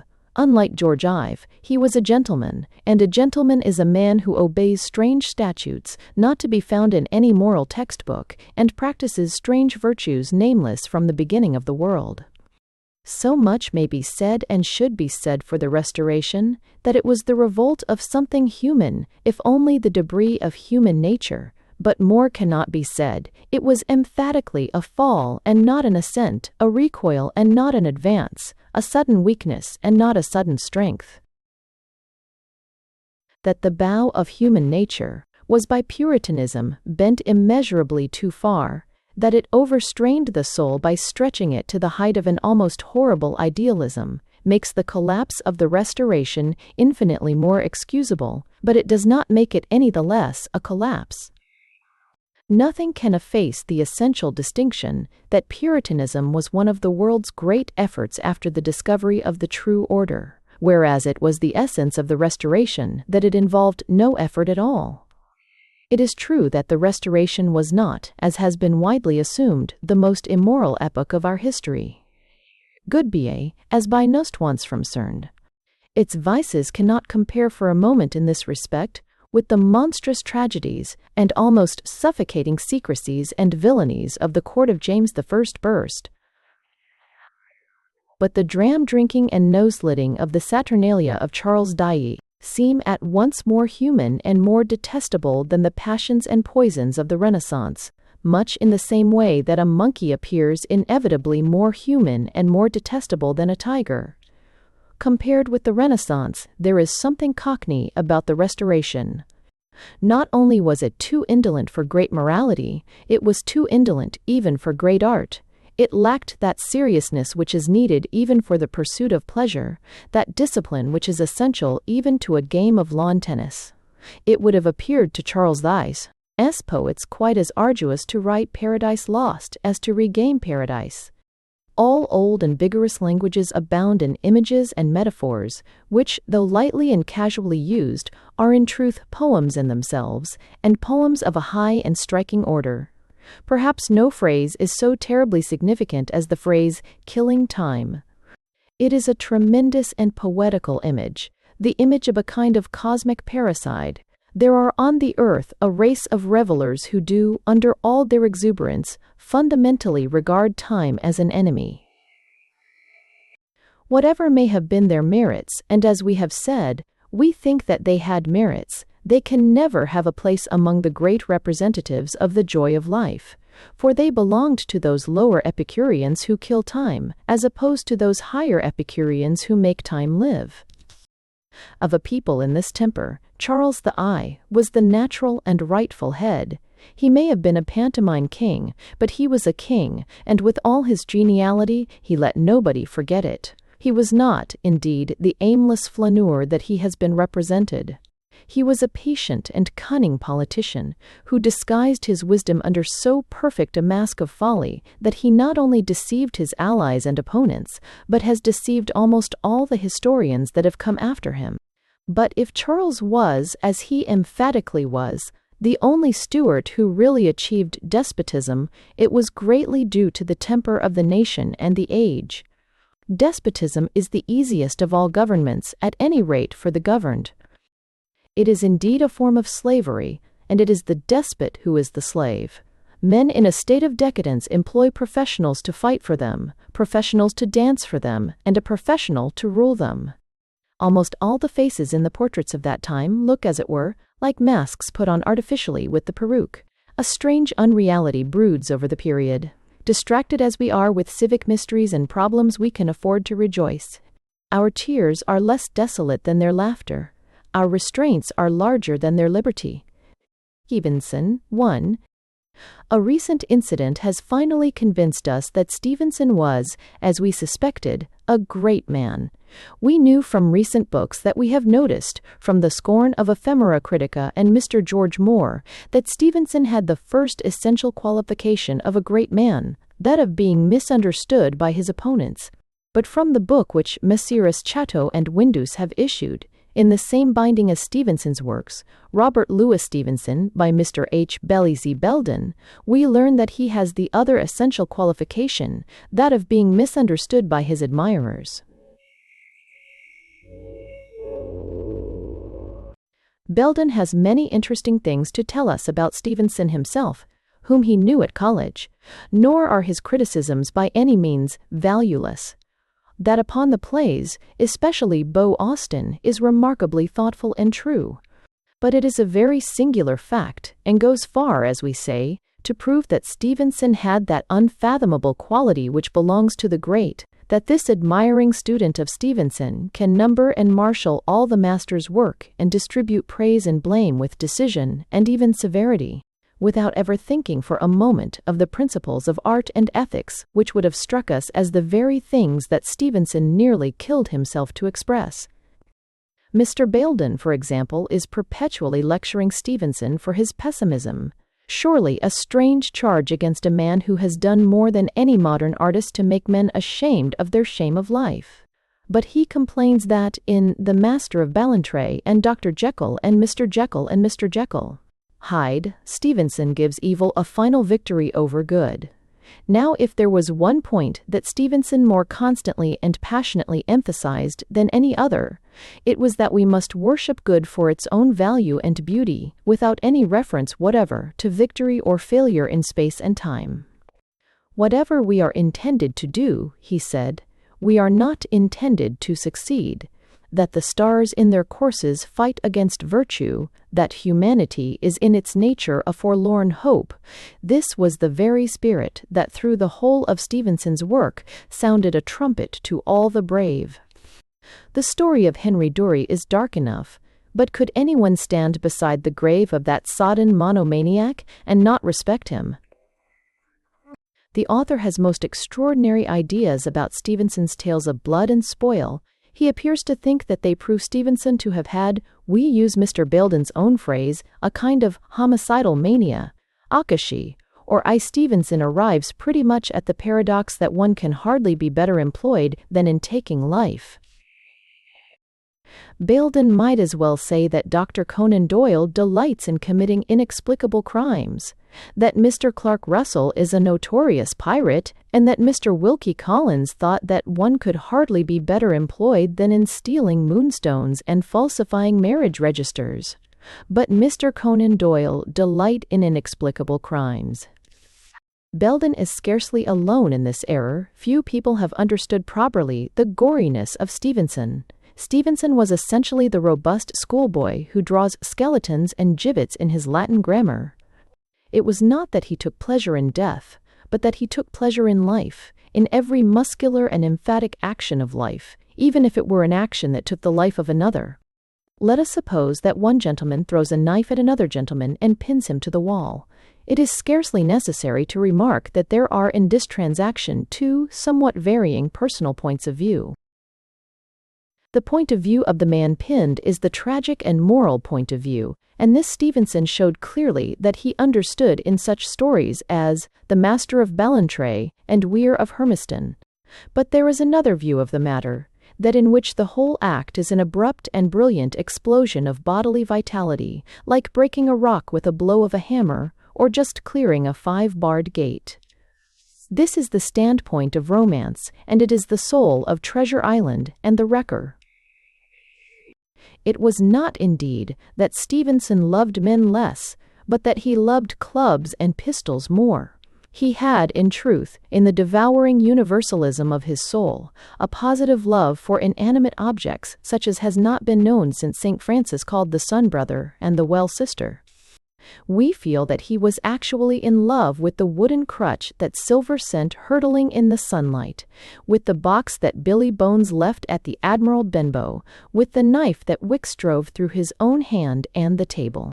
There is always in his work a certain clean-cut angularity which makes us remember that he was fond of cutting wood with an axe.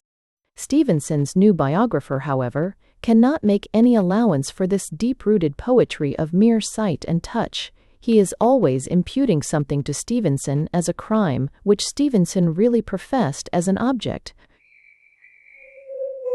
He says of that glorious ride of horror, The Destroying Angel, in The Dynamiter, that it is highly fantastic and putting a strain on our credulity. This is rather like describing the travels of Baron Munchausen as unconvincing.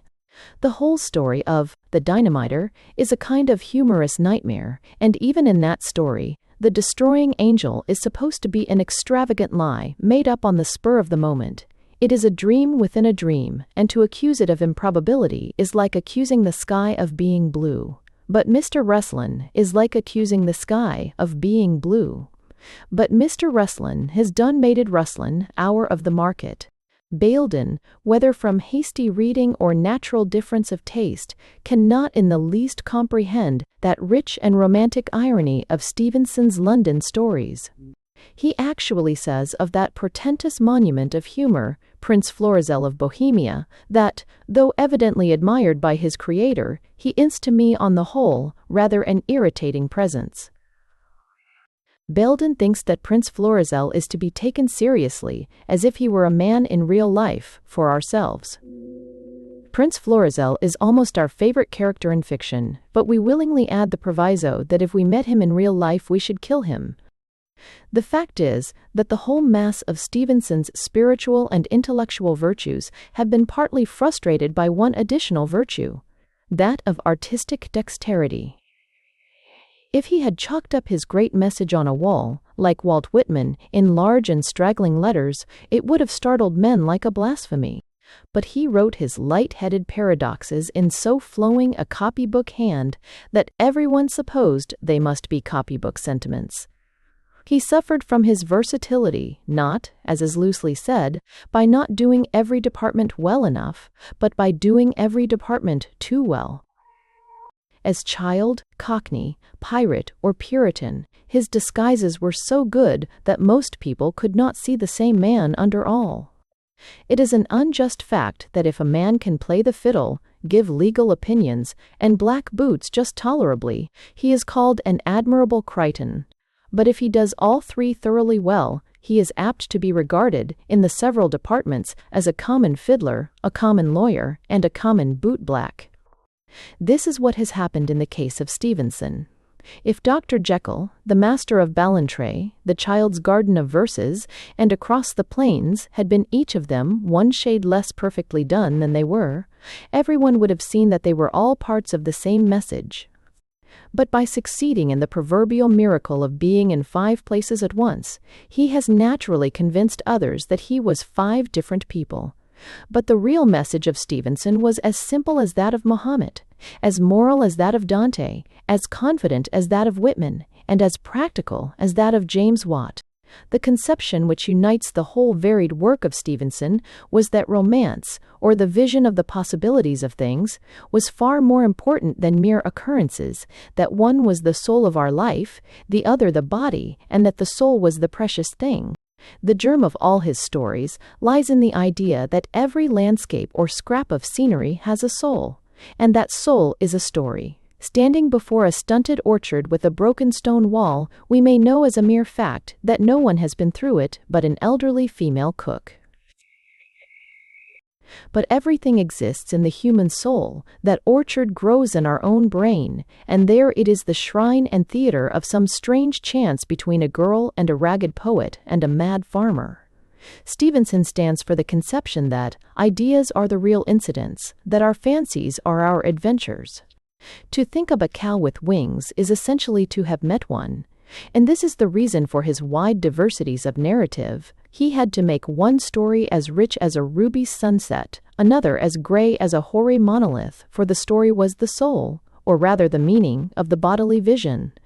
It is quite inappropriate to judge the teller of tales, as the Samoans called him, by the particular novels he wrote, as one would judge Mr. George Moore by Esther Waters. These novels were only the 2 or 3 of his soul's adventures that he happened to tell, but he died with 1,000 stories in his heart. Humma, handa, tutela. Footnotes. Ni 2, it's d. 1. Robert Louis Stevenson, A Life Study in Criticism, by H. Belize Belden, Chateau and Windows. Thomas Carlyle. There are 2 main moral necessities for the work of a great man. The first is that he should believe in the truth of his message. The second is that he should believe in the acceptability of his message. It was the whole tragedy of Carlyle that he had the first and not the second. The ordinary capital, however, which is made out of Carlyle's alleged gloom, is a very paltry matter. Carlyle had his faults, both as a man and as a writer, but the attempt to explain his gospel in terms of his liver is merely pitiful. If indigestion invariably resulted in a sartor resartus, it would be a vastly more tolerable thing than it is. Diseases do not turn into poems. Even the decadent really writes with the healthy part of his organism. If Carlyle's private faults and literary virtues ran somewhat in the same line, he is only in the situation of every man. For every one of us, it is surely very difficult to say precisely where our honest opinions end and our personal predilections begin. But to attempt to denounce Carlyle as a mere savage egotist cannot arise from anything but a pure inability to grasp Carlyle's gospel. Ruskin, says a critic, did, all the same, verily believe in God. Carlyle believed only in himself. This is certainly a distinction between the author he has understood and the author he has not understood. Carlyle believed in himself, but he could not have believed in himself more than Ruskin did. They both believed in God, because they felt that if everything else fell into rack and ruin, themselves were permanent witnesses to God. Where they both failed was not in belief in God, or in belief in themselves, they failed in belief in other people. It is not enough for a prophet to believe in his message, he must believe in its acceptability. Christ, St. Francis, Bunyan, Wesley, Mr. Tachin, Gladstone, Walt Whitman, men of indescribable variety, were all alike in a certain faculty of treating the average man as their equal, of trusting to his reason and good feeling, without fear and without condescension. It was this simplicity of confidence, not only in God, but in the image of God, that was lacking in Carlyle. But the attempts to discredit Carlyle's religious sentiment must absolutely fall to the ground. The profound security of Carlyle's sense of the unity of the cosmos is like that of a Hebrew prophet, and it has the same expression that it had in the Hebrew prophets: humor. A man must be very full of faith to just about his divinity. No neo-pagan delicately suggesting a revival of Dionysus, no vague half-converted theosophist groping towards a recognition of Buddha, would ever think of cracking jokes on the matter. But to the Hebrew prophets, their religion was so solid a thing, like a mountain or a mammoth, that the irony of its contact with trivial and fleeting matters struck them like a blow. So it was with Carlyle. His supreme contribution, both to philosophy and literature, was his sense of the sarcasm of eternity. Other writers had seen the hope or the terror of the heavens. He alone saw the humor of them. Other writers had seen that there could be something elemental and eternal in a song or statute. He alone saw that there could be something elemental and eternal in a joke. No one who ever read it will forget the passage, full of dark and agnostic gratification, in which he narrates that some court chronicler described Louis XVIII as falling asleep in the Lord. Enough for us that he did fall asleep, that, curtained in thick night, under what keeping we ask not, he at least will never, through unending ages, insult the face of the sun any more. The supreme value of Carlyle to English literature was that he was the founder of modern irrationalism, a movement fully as important as modern rationalism. A great deal is said in these days about the value or valuelessness of logic. In the main, indeed, logic is not a productive tool so much as a weapon of defense. A man building up an intellectual system has to build like Nehemiah, with the sword in one hand and the trowel in the other. The imagination, the constructive quality, is the trowel, and argument is the sword. A wide experience of actual intellectual affairs will lead most people to the conclusion that logic is mainly valuable as a weapon wherewith to exterminate logicians. But though this may be true enough in practice, it scarcely clears up the position of logic in human affairs. Logic is a machine of the mind, and if it is used honestly, it ought to bring out an honest conclusion. When people say that you can prove anything by logic, they are not using words in a fair sense. What they mean is that you can prove anything by bad logic. Deep in the mystic ingratitude of the soul of man, there is an extraordinary tendency to use the name for an organ when what is meant is the abuse or decay of that organ. Thus we speak of a man suffering from nerves, which is about as sensible as talking about a man suffering from 10 fingers. We speak of liver and digestion when we mean the failure of liver and the absence of digestion. And in the same manner, we speak of the dangers of logic when what we really mean is the danger of fallacy. But the real point about the limitation of logic and the partial overthrow of logic by writers like Carlyle is deeper and somewhat different. The fault of the great mass of logicians is not that they bring out a false result, or, in other words, are not logicians at all. Their fault is that by an inevitable psychological habit, they tend to forget that there are two parts of a logical process. The first, the choosing of an assumption, and the second, the arguing upon it.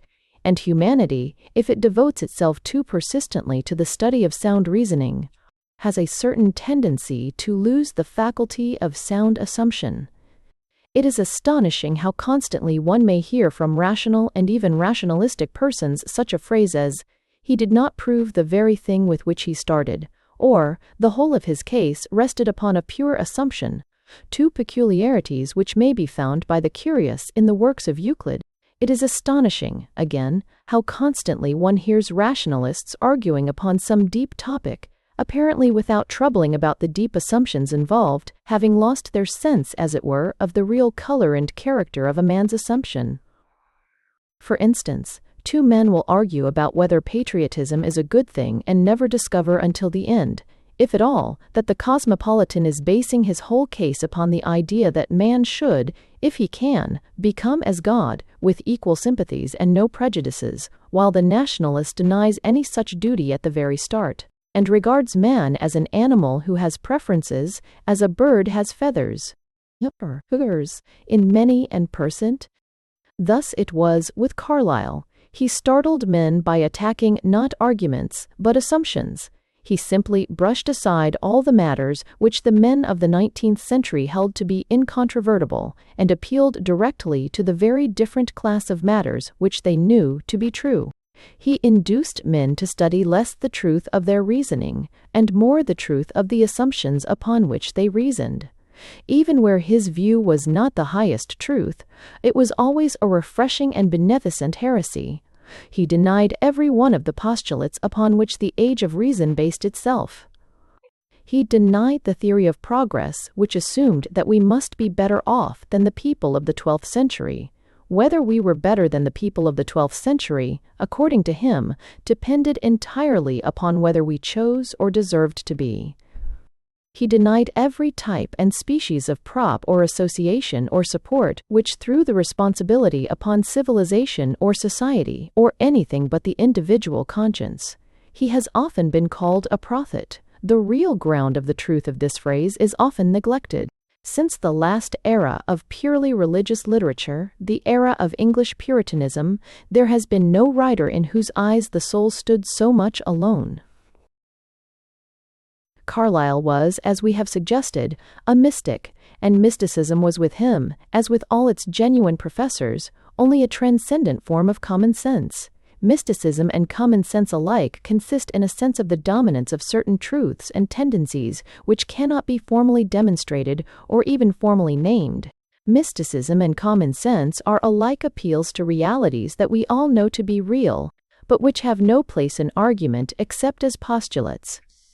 Carlyle's work did consist in breaking through formula, old and new, to these old and silent and ironical sanities.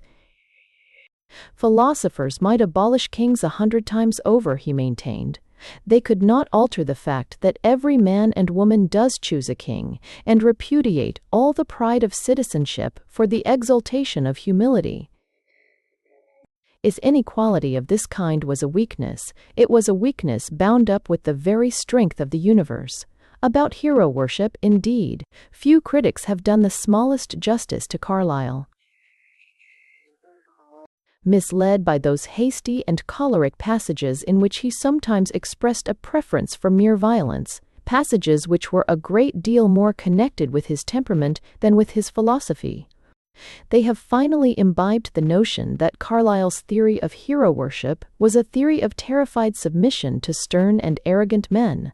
As a matter of fact, Carlyle is really inhumane about some questions, but he is never inhumane about hero worship.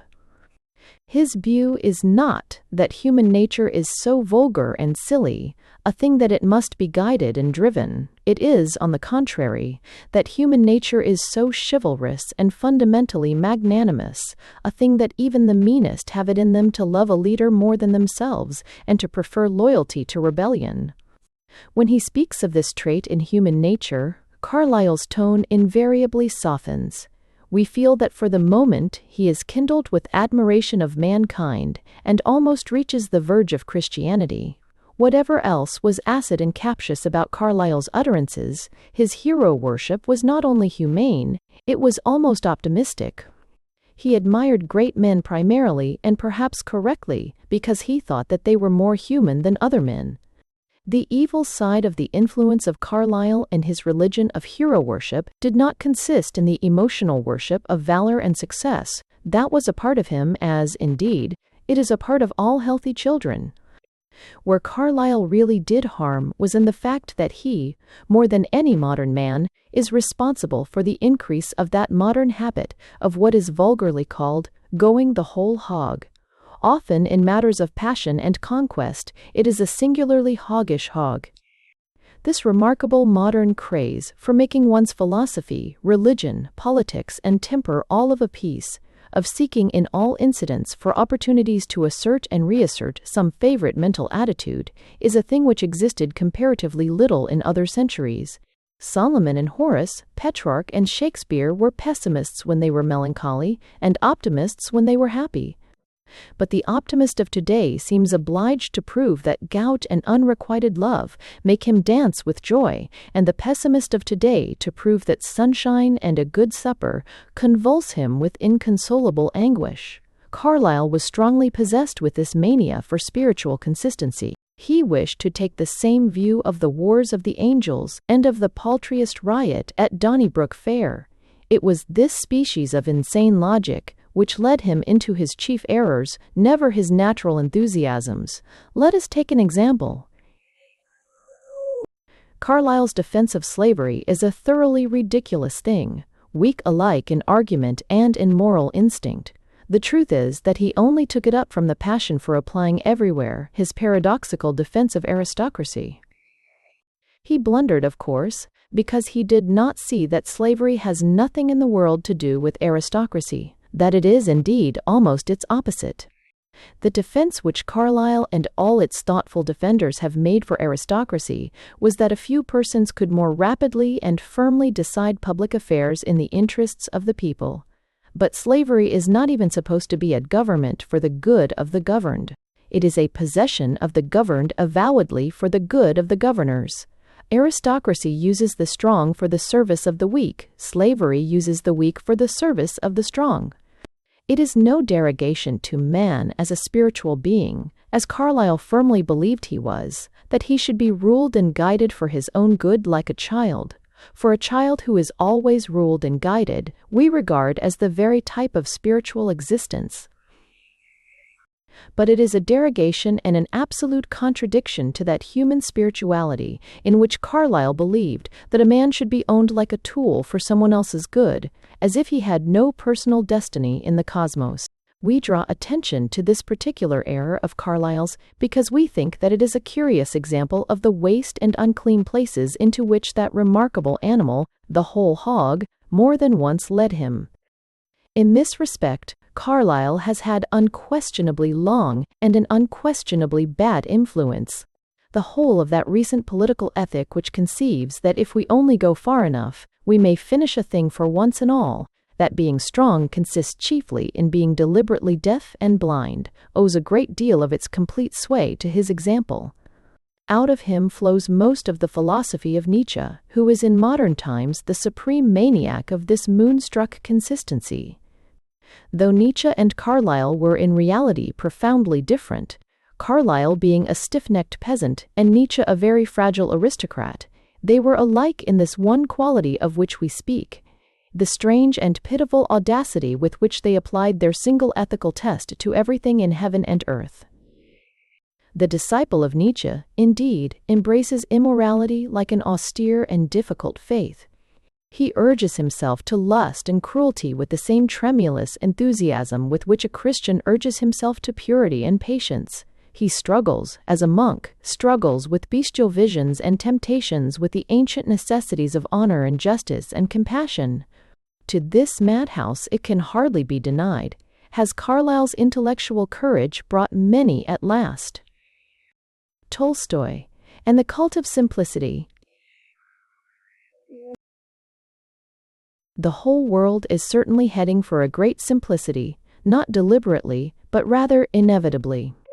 It is not a mere fashion of false innocence, like that of the French aristocrats before the Revolution, who built an altar to Pan, and who taxed the peasantry for the enormous expenditure which is needed in order to live the simple life of peasants. The simplicity towards which the world is driving is the necessary outcome of all our systems and speculations and of our deep and continuous contemplation of things. For the universe is like everything in it.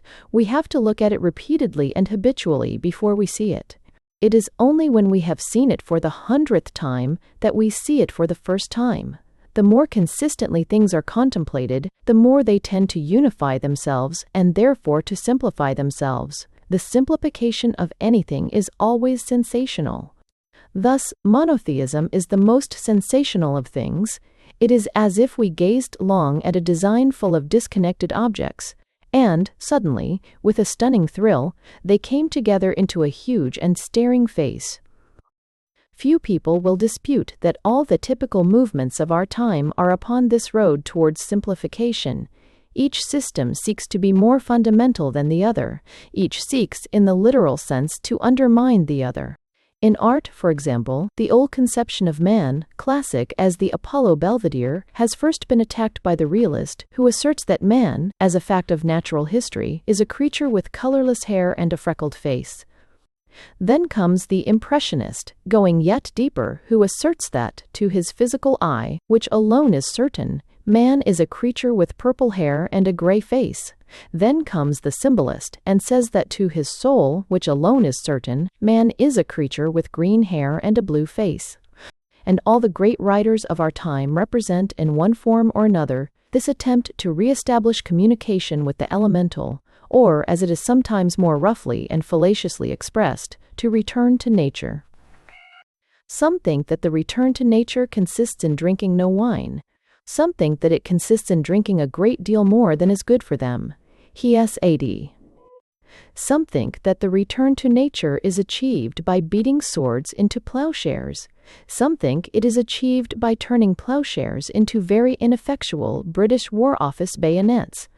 It is natural, according to the Jingo, for a man to kill other people with gunpowder and himself with gin, one others fime mun, stom, fime.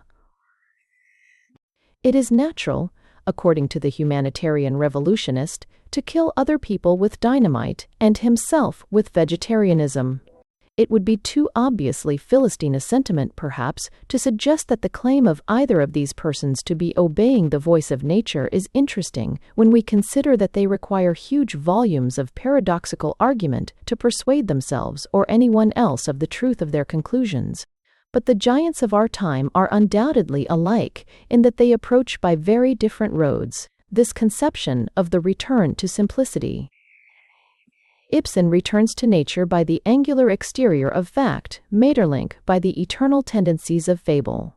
Whitman returns to nature by seeing how much he can accept, Tolstoy by seeing how much he can reject. Now, this heroic desire to return to nature is, of course, in some respects, rather like the heroic desire of a kitten to return to its own tail. A tail is a simple and beautiful object, rhythmic in curve and soothing in texture, but it is certainly one of the minor but characteristic qualities of a tail that it should hang behind.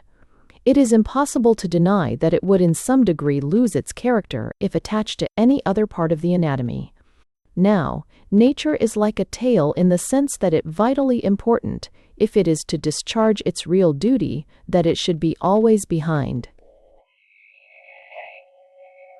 It is like the conduct of a cat in some mad fairy tale, who should set out on his travels with the firm conviction that he would find his tail growing like a tree in the meadows at the end of the world.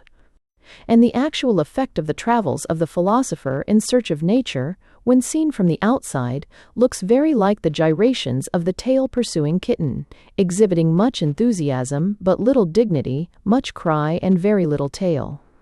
The grandeur of nature is that she is omnipotent and unseen, that she is perhaps ruling us most when we think that she is heeding us least. It is this consideration that lends a certain air of futility even to all the inspired simplicities and thunderous veracities of Tolstoy. We feel that a man cannot make himself simple merely by warring on complexity. We feel, indeed, in our saner moments, that a man cannot make himself simple at all. A self-conscious simplicity may well be far more intrinsically ornate than luxury itself. Indeed, a great deal of the pomp and sumptuousness of the world's history was simple in the truest sense. It was born of an almost babyish receptiveness. It was the work of men who had eyes to wonder and men who had ears to hear. King Solomon brought merchantmen, because of his desire, with peacocks, apes, and ivory, from Tarshish unto Tyre. But this proceeding was not a part of the wisdom of Solomon, it was a part of his folly. I had almost said of his innocence. Tolstoy, we feel, would not be content with hurling satire and denunciation at Solomon in all his glory. With fierce and unimpeachable logic he would go a step further. He would spend days and nights in the meadows stripping the shameless crimson coronals off the lilies of the field. The new collection of Tales from Tolstoy, translated and edited by Mr. R. Nisbet Bain, is calculated to draw particular attention to this ethical and ascetic side of Tolstoy's work.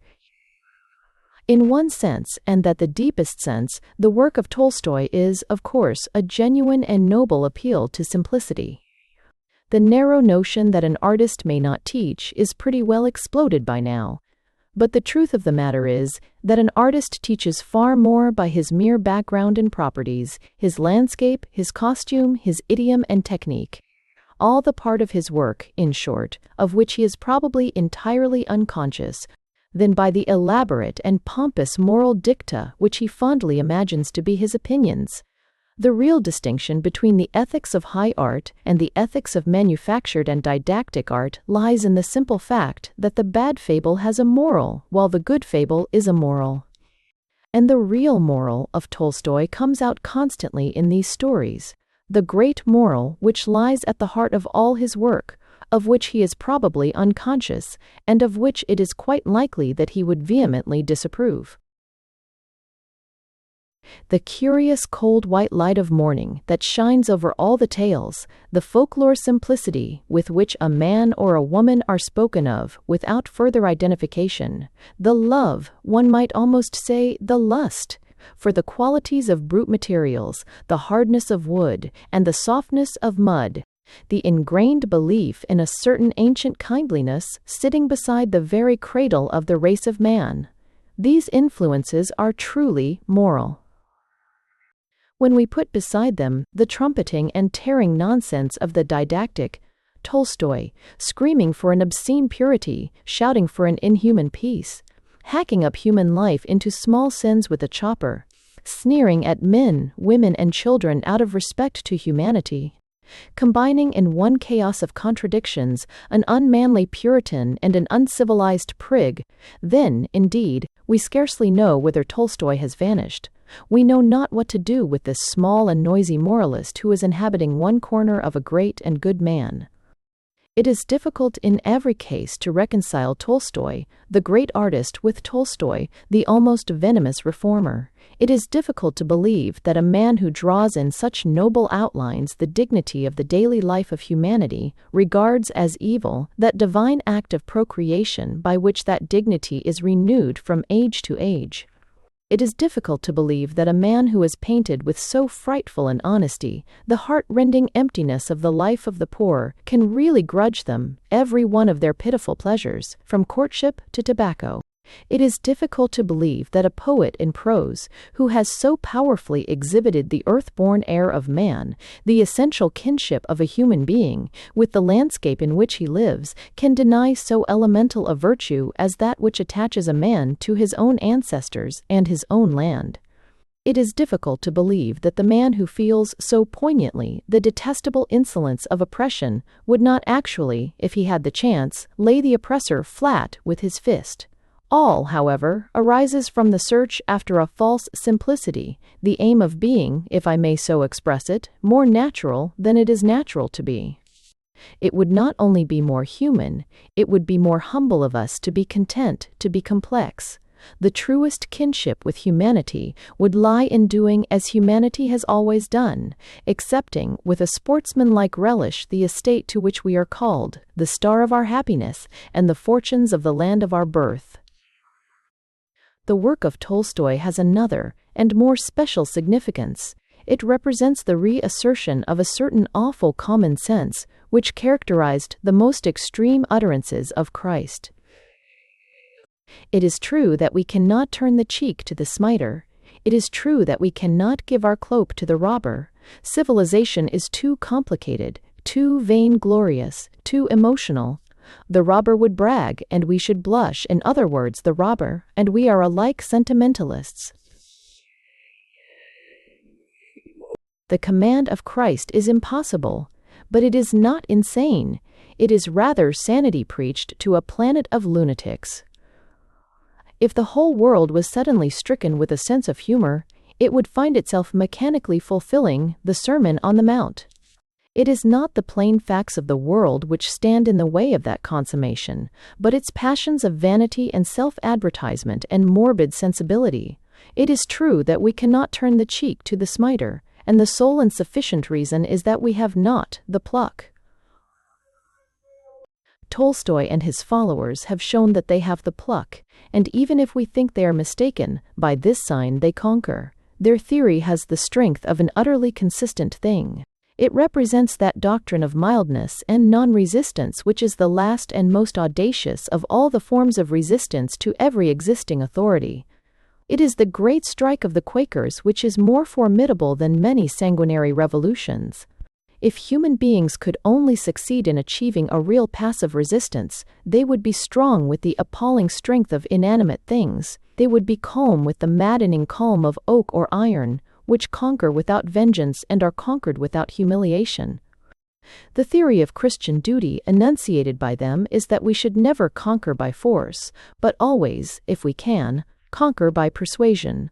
In their mythology, St. George did not conquer the dragon. He tied a pink ribbon round its neck and gave it a saucer of milk. According to them, a course of consistent kindness to Nero would have turned him into something only faintly represented by Alfred the Great. In fact, the policy recommended by this school for dealing with the bovine stupidity and bovine fury of this world is accurately summed up in the celebrated verse of Mr. Edward Lear. There was an old man who said, "How shall I flee from this terrible cow? I will sit on a stile and continue to smile, till I soften the heart of this cow." Their confidence in human nature is really honorable and magnificent. It takes the form of refusing to believe the overwhelming majority of mankind, even when they set out to explain their own motives. But although most of us would in all probability tend at first sight to consider this new sect of Christians as little less outrageous than some brawling and absurd sect in the Reformation, yet we should fall into a singular error in doing so. The Christianity of Tolstoy is, when we come to consider it, one of the most thrilling and dramatic incidents in our modern civilization. It represents a tribute to the Christian religion more sensational than the breaking of seals or the falling of stars. From the point of view of a rationalist, the whole world is rendered almost irrational by the single phenomenon of Christian socialism. It turns the scientific universe topsy-turvy and makes it essentially possible that the key of all social evolution may be found in the dusty casket of some discredited creed. It cannot be amiss to consider this phenomenon as it really is. The religion of Christ has, like many true things, been disproved an extraordinary number of times. It was disproved by the Neoplatonist philosophers at the very moment when it was first starting forth upon its startling and universal career. It was disproved again by many of the skeptics of the Renaissance, only a few years before its second and supremely striking embodiment, the religion of Puritanism, was about to triumph over many kings and civilize many continents. We all agree that these schools of negation were only interludes in its history, but we all believe naturally and inevitably that the negation of our own day is really a breaking up of the theological cosmos, an Armageddon, a Ragnarok, a twilight of the gods. The man of the 19th century, like a schoolboy of 16, believes that his doubt and depression are symbols of the end of the world. In our day, the great irreligionists who did nothing but dethrone God and drive angels before them have been outstripped, distanced, and made to look orthodox and humdrum. A newer race of skeptics has found something infinitely more exciting to do than nailing down the lids upon a million coffins and the body upon a single cross. They have disputed not only the elementary creeds, but the elementary laws of mankind, property, patriotism, civil obedience. They have arraigned civilization as openly as the materialists have arraigned theology. They have damned all the philosophers even lower than they have damned the saints. Thousands of modern men move quietly and conventionally among their fellows while holding views of national limitation or landed property that would have made Voltaire shudder like a nun listening to blasphemies. And the last and wildest phase of this Saturnalia of skepticism, the school that goes furthest among thousands who go so far, the school that denies the moral validity of those ideals of courage or obedience which are recognized even among pirates, this school bases itself upon the literal words of Christ, like Dr. Tao, Watts or Messrs. Moody and Sankey. Never in the whole history of the world was such a tremendous tribute paid to the vitality of an ancient creed. Compared with this, it would be a small thing if the Red Sea were cloven asunder, or the sun did stand still at midday. We are faced with the phenomenon that a set of revolutionists whose contempt for all the ideals of family and nation would evoke horror in a thief's kitchen, who can rid themselves of those elementary instincts of the man and the gentleman which cling to the very bones of our civilization.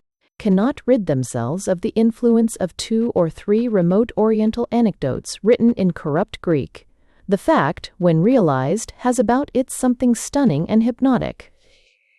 The most convinced rationalist is in its presence suddenly stricken with a strange and ancient vision, sees the immense skeptical cosmogonies of this age as dreams going the way of 1,000 forgotten heresies, and believes for a moment that the dark sayings handed down through 18 centuries may, indeed, contain in themselves the revolutions of which we have only begun to dream. This value which we have above suggested unquestionably belongs to the Tolstoyans, who may roughly be described as the New Quakers. With their strange optimism and their almost appalling logical courage, they offer a tribute to Christianity which no orthodoxies could offer. It cannot but be remarkable to watch a revolution in which both the rulers and the rebels march under the same symbol. But the actual theory of non-resistance itself, with all its kindred theories, is not, I think, characterized by that intellectual obviousness and necessity which its supporters claim for it. A pamphlet before us shows us an extraordinary number of statements about the New Testament, of which the accuracy is by no means so striking as the confidence. To begin with, we must protest against a habit of quoting and paraphrasing at the same time. When a man is discussing what Jesus meant, let him state first of all what he said, not what the man thinks he would have said if he had expressed himself more clearly. Here is an instance of question and answer. Q. How did our Master himself sum up the law in a few words? A. Be ye merciful, be ye perfect, even as your Father in the spirit world is merciful, is perfect. There is nothing in this, perhaps, which Christ might not have said, except the abominable metaphysical modernism of the spirit world. But to say that it is recorded that he did say it is like saying it is recorded that he preferred palm trees to sycamores. It is a simple and unadulterated untruth.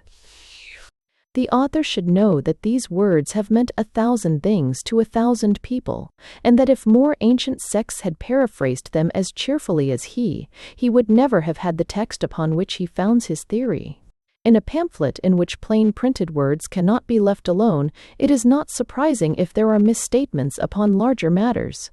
Here is a statement clearly and philosophically laid down, which we can only content ourselves with flatly denying.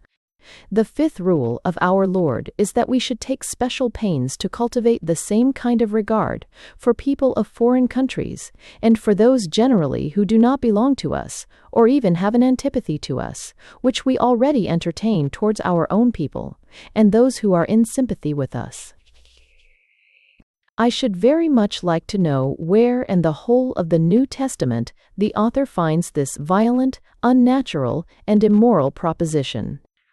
Christ did not have the same kind of regard for one person as for another. We are specifically told that there were certain persons whom he specially loved. It is most improbable that he thought of other nations as he thought of his own. The sight of his national city moved him to tears, and the highest compliment he paid was, "Behold an Israelite indeed." The author has simply confused two entirely distinct things. Christ commanded us to have love for all men, but even if we had equal love for all men, to speak of having the same love for all men is merely bewildering nonsense. If we love a man at all, the impression he produces on us must be vitally different to the impression produced by another man whom we love. To speak of having the same kind of regard for both is about as sensible as asking a man whether he prefers chrysanthemums or billiards. Christ did not love humanity. He never said he loved humanity. He loved men.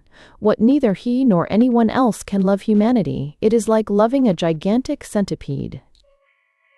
And the reason that the Tolstoyans can even endure to think of an equally distributed affection is that their love of humanity is a logical love, a love into which they are coerced by their own theories, a love which would be an insult to a tomcat.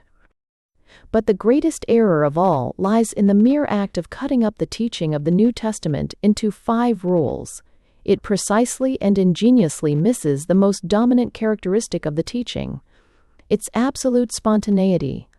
The abyss between Christ and all his modern interpreters is that we have no record that he ever wrote a word, except with his finger in the sand. The whole is the history of one continuous and sublime conversation. Thousands of rules have been deduced from it before these Tolstoyan rules were made, and thousands will be deduced afterwards. It was not for any pompous proclamation. It was not for any elaborate output of printed volumes. It was for a few splendid and idle words that the cross was set up on Calvary, and the earth gaped, and the sun was darkened at noonday. Savonarola. Savonarola is a man whom we shall probably never understand, until we know what horror may lie at the heart of civilization. This we shall not know until we are civilized. It may be hoped, in one sense, that we may never understand Savonarola.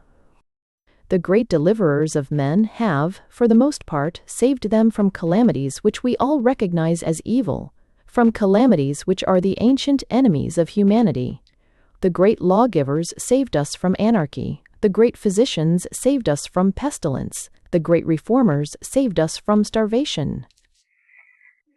But there is a huge and bottomless evil compared with which all these are flea bites, the most desolating curse that can fall upon men or nations, and it has no name, except we call it satisfaction. Savonarola did not save men from anarchy, but from order, not from pestilence, but from paralysis, not from starvation, but from luxury. Men like Savonarola are the witnesses to the tremendous psychological fact at the back of all our brains, but for which no name has ever been found, that ease is the worst enemy of happiness, and civilization potentially the end of man.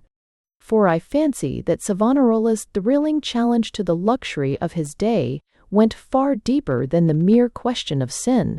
The modern rationalistic admirers of Savonarola, from George Eliot downwards, dwell, truly enough, upon the sound ethical justification of Savonarola's anger, upon the hideous and extravagant character of the crimes which polluted the palaces of the Renaissance. But they need not be so anxious to show that Savonarola was no ascetic, that he merely picked out the black specks of wickedness with the priggish enlightenment of a member of an ethical society.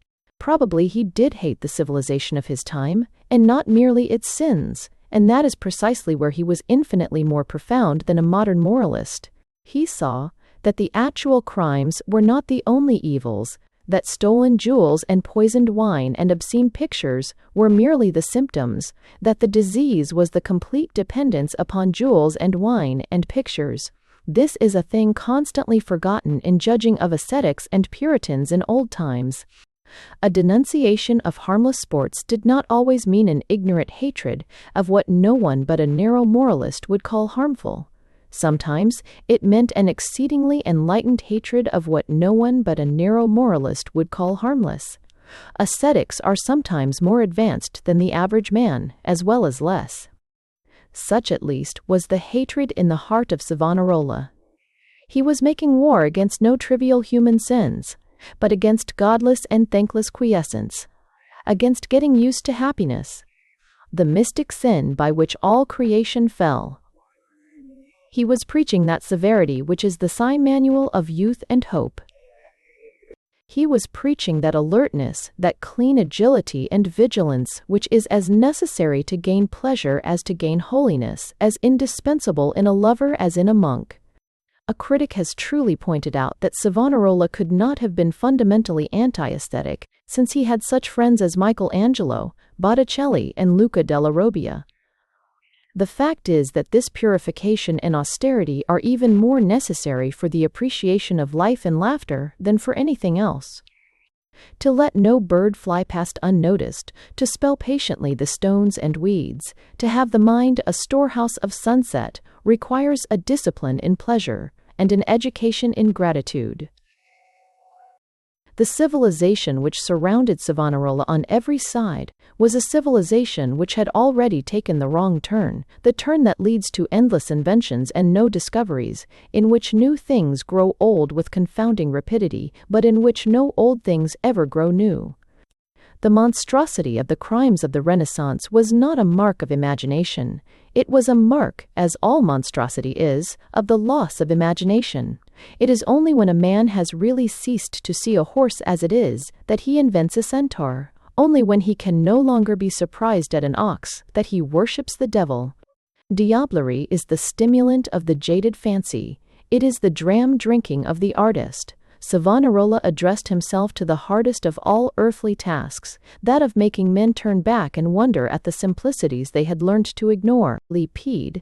It is strange that the most unpopular of all doctrines is the doctrine which declares the common life divine. Democracy, of which Savonarola was so fiery an exponent, is the hardest of gospels. There is nothing that so terrifies men as the decree that they are all kings. Christianity, in Savonarola's mind, identical with democracy, is the hardest of gospels. There is nothing that so strikes men with fear as the saying that they are all the sons of God. Savonarola and his republic fell. The drug of despotism was administered to the people, and they forgot what they had been. There are some at the present day who have so strange a respect for art and letters, and for mere men of genius, that they conceive the reign of the Medici to be an improvement on that of the great Florentine Republican. It is such men as these and their civilization that we have at the present day to fear. We are surrounded on many sides by the same symptoms as those which awoke the unquenchable wrath of Savonarola, a hedonism that is more sick of happiness than an invalid is sick of pain, an art sense that seeks the assistance of crime, since it has exhausted nature. In many modern works, we find veiled and horrible hints of a truly Renaissance sense of the beauty of blood, the poetry of murder. The bankrupt and depraved imagination does not see that a living man is far more dramatic than a dead one. Along with this, as in the time of the Medici, goes the falling back into the arms of despotism, the hunger for the strong man, which is unknown among strong men. The masterful hero is worshipped as he is worshipped by the readers of the Bell-Bell's novelettes, and for the same reason, a profound sense of personal weakness. That tendency to devolve our duties descends on us, which is the soul of slavery, alike whether for its menial tasks it employs serfs or emperors. Against all this, the great clerical republican stands in everlasting protest, preferring his failure to his rival's success. The issue is still between him and Lorenzo, between the responsibilities of liberty and the license of slavery, between the perils of truth and the security of silence, between the pleasure of toil and the toil of pleasure. The supporters of Lorenzo the Magnificent are assuredly among us, men for whom even nations and empires only exist to satisfy the moment, men to whom the last hot hour of summer is better than a sharp and wintry spring. They have an art, a literature, a political philosophy, which are all alike valued for their immediate effect upon the taste, not for what they promise of the destiny of the spirit. Their statuettes and sonnets are rounded and perfect, while Macbeth is in comparison a fragment, and the Moses of Michelangelo a hint. Their campaigns and battles are always called triumphant, while Caesar and Cromwell wept for many humiliations. And the end of it all is the hell of no resistance, the hell of an unfathomable softness, until the whole nature recoils into madness, and the chamber of civilization is no longer merely a cushioned apartment, but a padded cell. This last and worst of human miseries Savonarola saw afar off, and bent his whole gigantic energies to turning the chariot into another course. Few men understood his object. Some called him a madman, some a charlatan, some an enemy of human joy. They would not even have understood if he had told them, if he had said that he was saving them from a calamity of contentment, which should be the end of joys and sorrows alike. But there are those today who feel the same silent danger, and who bend themselves to the same silent resistance. They also are supposed to be contending for some trivial political scruple. Mr. Marty says in defending Savonarola that the number of fine works of art destroyed in the burning of the vanities has been much exaggerated. I confess that I hope the pile contained stacks of incomparable masterpieces if the sacrifice made that one real moment more real. Of one thing I am sure, that Savonarola's friend Michelangelo would have piled all his own statues, one on top of the other, and burnt them to ashes, if only he had been certain that the glow transfiguring the sky was the dawn of a younger and wiser world. The position of Sir Walter Scott. Walter Scott is a writer who should just now be re-emerging into his own high place in letters, for unquestionably the recent, though now dwindling, schools of severely technical and aesthetic criticism have been unfavorable to him. He was a chaotic and unequal writer, and if there is one thing in which artists have improved since his time, it is in consistency and equality. It would perhaps be unkind to inquire whether the level of the modern man of letters, as compared with Scott, is due to the absence of valleys or the absence of mountains. But in any case, we have learnt in our day to arrange our literary effects carefully, and the only point in which we fall short of Scott is in the incidental misfortune that we have nothing particular to arrange. It is said that Scott is neglected by modern readers. If so, the matter could be more appropriately described by saying that modern readers are neglected by Providence. The ground of this neglect, insofar as it exists, must be found, I suppose, in the general sentiment that, like the beard of Polonius, he is too long. Yet it is surely a peculiar thing that in literature alone a house should be despised, because it is too large, or a host impugned, because he is too generous. Innate subi, Mino. If romance be really a pleasure, it is difficult to understand the modern reader's consuming desire to get it over, and if it be not a pleasure, it is difficult to understand his desire to have it at all. Mere size, it seems to me, cannot be a fault. The fault must lie in some disproportion. If some of Scott's stories are dull and dilatory, it is not because they are giants, but because they are hunchbacks or cripples. Scott was very far indeed from being a perfect writer, but I do not think that it can be shown that the large and elaborate plan on which his stories are built was by any means an imperfection. He arranged his endless prefaces and his colossal introductions just as an architect plans great gates and long approaches to a really large house. He did not share the latter-day desire to get quickly through a story. He enjoyed narrative as a sensation. He did not wish to swallow a story like a pill, that it should do him good afterwards. He desired to taste it like a glass of port, that it might do him good at the time. The reader sits late at his banquets. His characters have that air of immortality which belongs to those of Dumas and Dickens. We should not be surprised to meet them in any number of sequels. Walter Scott is a great and, therefore, mysterious man. He will never be understood until romance is understood, and that will be only when time, man, and eternity are understood. The whole modern theory arises from one fundamental mistake, the idea that romance is in some way a plaything with life, a figment, a conventionality, a thing upon the outside. No genuine criticism of romance will ever arise until we have grasped the fact that romance lies not upon the outside of life, but absolutely in the center of it. The center of every man's existence is a dream. Death, disease, insanity are merely material accidents, like toothache or a twisted ankle. That these brutal forces always besiege and often capture the citadel does not prove that they are the citadel. The boast of the realist, applying what the reviewers call his scalpel, is that he cuts into the heart of life, but he makes a very shallow incision if he only reaches as deep as habits and calamities and sins. Deeper than all these lies a man's vision of himself, as swaggering and sentimental as a penny novelette.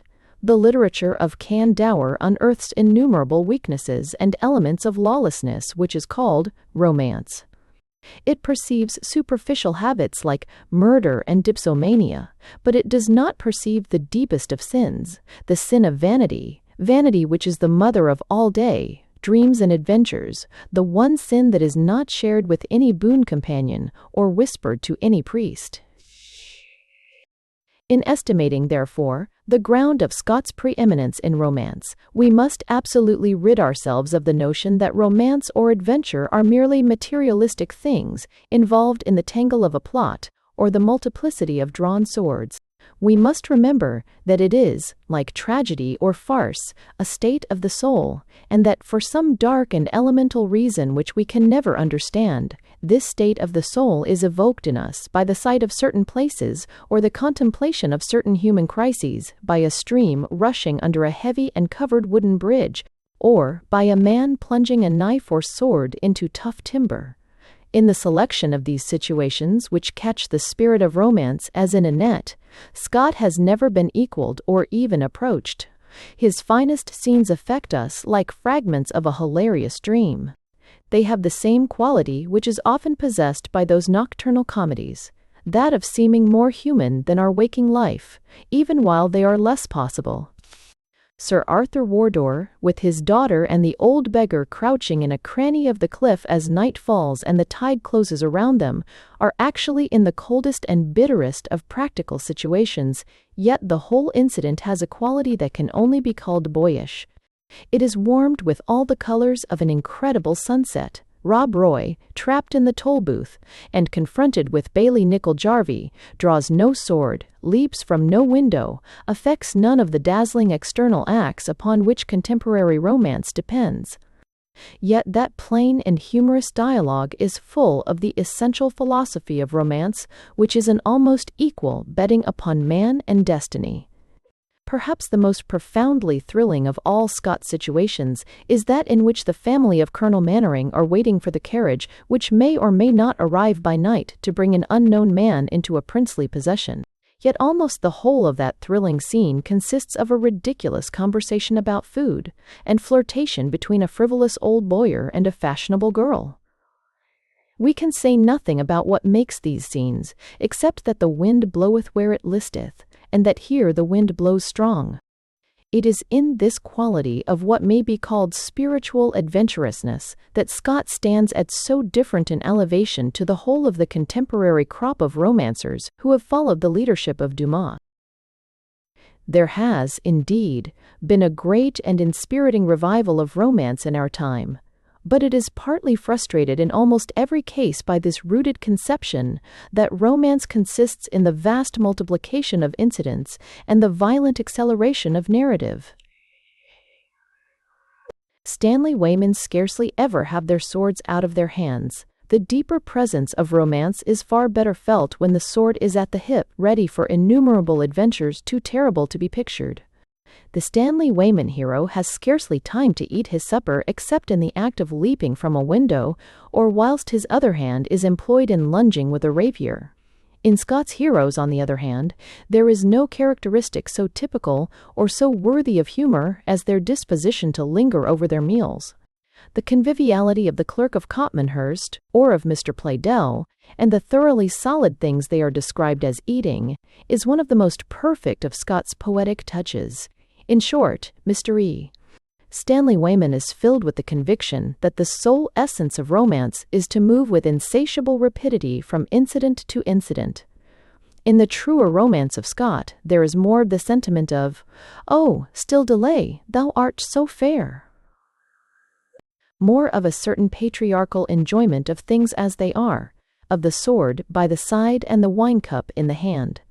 Romance, indeed, does not consist by any means so much in experiencing adventures as in being ready for them. How little the actual boy cares for incidents in comparison to tools and weapons may be tested by the fact that the most popular story of adventure is concerned with a man who lived for years on a desert island with 2 guns and a sword, which he never had to use on an enemy. Closely connected with this is one of the charges most commonly brought against Scott, particularly in his own day, the charge of a fanciful and monotonous insistence upon the details of armor and costume. The critic in the Edinburgh Review said indignantly that he could tolerate a somewhat detailed description of the apparel of Marmion, but when it came to an equally detailed account of the apparel of his pages and yeomen, the mind could bear it no longer. The only thing to be said about that critic is that he had never been a little boy. He foolishly imagined that Scott valued the plume and dagger of Marmion for Marmion's sake. Not being himself romantic, he could not understand that Scott valued the plume because it was a plume, and the dagger because it was a dagger. Like a child, he loved weapons with a manual materialistic love, as one loves the softness of fur or the coolness of marble. One of the profound philosophical truths which are almost confined to infants is this love of things, not for their use or origin, but for their own inherent characteristics. The child's love of the toughness of wood, the wetness of water, the magnificent soapiness of soap. So it was with Scott, who had so much of the child in him. Human beings were perhaps the principal characters in his stories, but they were certainly not the only characters. A battle axe was a person of importance. A castle had a character and ways of its own. A church bell had a word to say in the matter. Like a true child, he almost ignored the distinction between the animate and inanimate. A two-handed sword might be carried only by a menial in a procession, but it was something important and immeasurably fascinating. It was a two-handed sword. There is one quality which is supreme and continuous in Scott, which is little appreciated at present. One of the values we have really lost in recent fiction is the value of eloquence. The modern literary artist is compounded of almost every man except the orator. Yet Shakespeare and Scott are certainly alike in this, that they could both, if literature had failed, have earned a living as professional demagogues. The feudal heroes in the Waverley novels retort upon each other with a passionate dignity, haughty and yet singularly human, which can hardly be paralleled in political eloquence except in Julius Caesar. With a certain fiery impartiality which stirs the blood, Scott distributes his noble orations equally among saints and villains. He may deny a villain every virtue or triumph, but he cannot endure to deny him a telling word. He will ruin a man, but he will not silence him.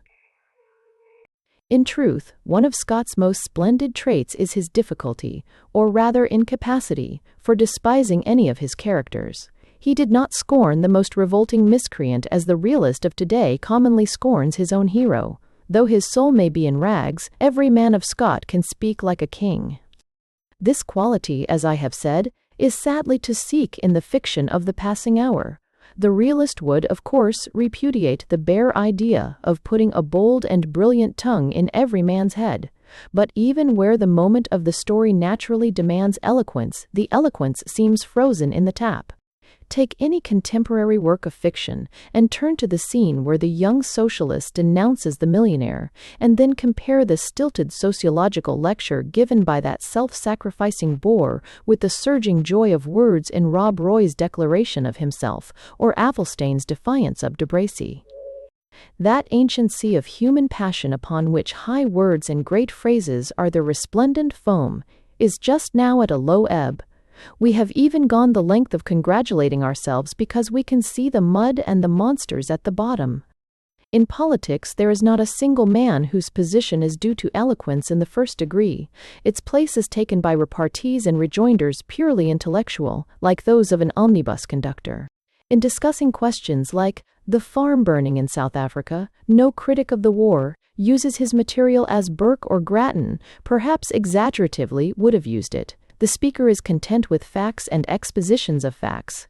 In another age he might have risen and hurled that great song in prose, perfect as prose and yet rising into a chant, which Meg Merrilies hurled at Ellangowan, at the rulers of Britain, "Ride your ways." Laird of Ellangowan, ride your ways, Godfrey Bertram. This day have ye quenched 7 smoking hearths. See if the fire in your ain parlour burns the blather for that. Ye have riven the thack of 7 cotter houses. Look if your ain roof tree stands the faster for that. Ye may stable your stirks in the shielings of Derncleugh. See that the hair does not couch on the hearthstane of Ellangowan. Ride your ways, Godfrey Bertram. The reason is, of course, that these men are afraid of bombast, and Scott was not. A man will not reach eloquence if he is afraid of bombast, just as a man will not jump a hedge if he is afraid of a ditch. As the object of all eloquence is to find the least common denominator of men's souls, to fall just within the natural comprehension, it cannot obviously have any chance with a literary ambition which aims at falling just outside it. It is quite right to invent subtle analyses and detached criticisms, but it is unreasonable to expect them to be punctuated with roars of popular applause. It is possible to conceive of a mob shouting any central and simple sentiment, good or bad, but it is impossible to think of a mob shouting a distinction in terms. In the matter of eloquence, the whole question is one of the immediate effect of greatness, such as is produced even by fine bombast. It is absurd to call it merely superficial. Here, there is no question of superficiality. Even we might as well call a stone that strikes us between the eyes merely superficial. The very word, superficial, is founded on a fundamental mistake about life, the idea that second thoughts are best. The superficial impression of the world is by far the deepest. What we really feel, naturally and casually, about the look of skies and trees and the face of friends, that and that alone will almost certainly remain our vital philosophy to our dying day. Scott's bombast, therefore, will always be stirring to anyone who approaches it, as he should approach all literature, as a little child. We could easily excuse the contemporary critic for not admiring melodramas and adventure stories, and Punch and Judy, if he would admit that it was a slight deficiency in his artistic sensibilities.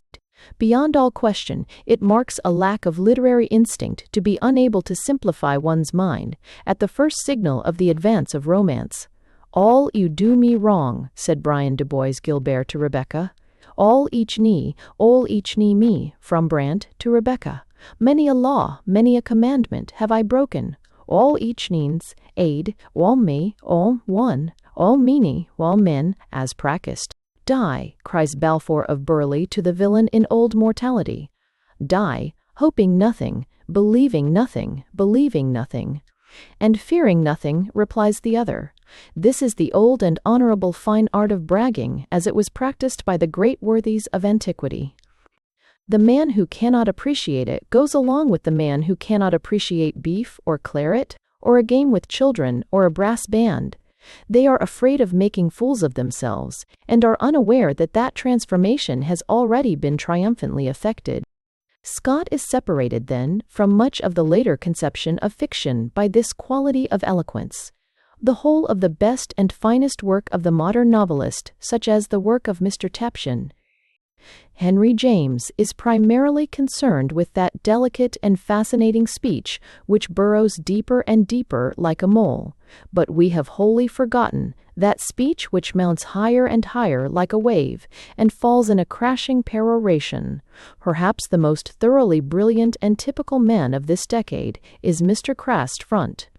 Bernard Shaw, in his admirable play of Candida, it is clearly a part of the character of the socialist clergyman that he should be eloquent, but he is not eloquent because the whole GBS condition of mind renders impossible that poetic simplicity which eloquence requires. Scott takes his heroes and villains seriously, which is, after all, the way that heroes and villains take themselves, especially villains. It is the custom to call these old romantic poses artificial. But the word artificial is the last and silliest evasion of criticism. There was never anything in the world that was really artificial. It had some motive or ideal behind it, and generally a much better one than we think. Of the faults of Scott as an artist it is not very necessary to speak, for faults are generally and easily pointed out, while there is yet no adequate valuation of the varieties and contrasts of virtue. We have compiled a complete botanical classification of the weeds in the poetical garden, but the flowers still flourish, neglected and nameless.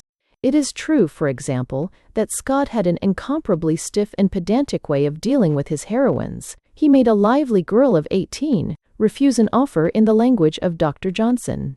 To him, as to most men of his time, woman was not an individual, but an institution, a toast that was drunk some time after that of church and king. But it is far better to consider the difference rather as a special merit, in that he stood for all those clean and bracing shocks of incident which are untouched by passion or weakness, for a certain breezy bachelorhood which is almost essential to the literature of adventure. With all his faults, and all his triumphs, he stands for the great mass of natural manliness which must be absorbed into art, unless art is to be a mere luxury and freak. An appreciation of Scott might be made almost a test of decadence. If ever we lose touch with this one most reckless and defective writer, it will be a proof to us that we have erected round ourselves a false cosmos, a world of lying and horrible perfection. Leaving outside of it Walter Scott and that strange old world which is as confused and as indefensible and as inspiring and as healthy as he. Good Harte. There are more than 999 excellent reasons which we could all have for admiring the work of Bret Harte. But one supreme reason stands not in a certain general superiority to them all, a reason which may be stated in 3 propositions, united in a common conclusion: first, that he was a genuine American; second, that he was a genuine humorist; and, third, that he was not an American humorist. Bret Harte had his own peculiar humor, but it had nothing in particular to do with American humor. American humor has its own peculiar excellence, but it has nothing in particular to do with Bret Harte.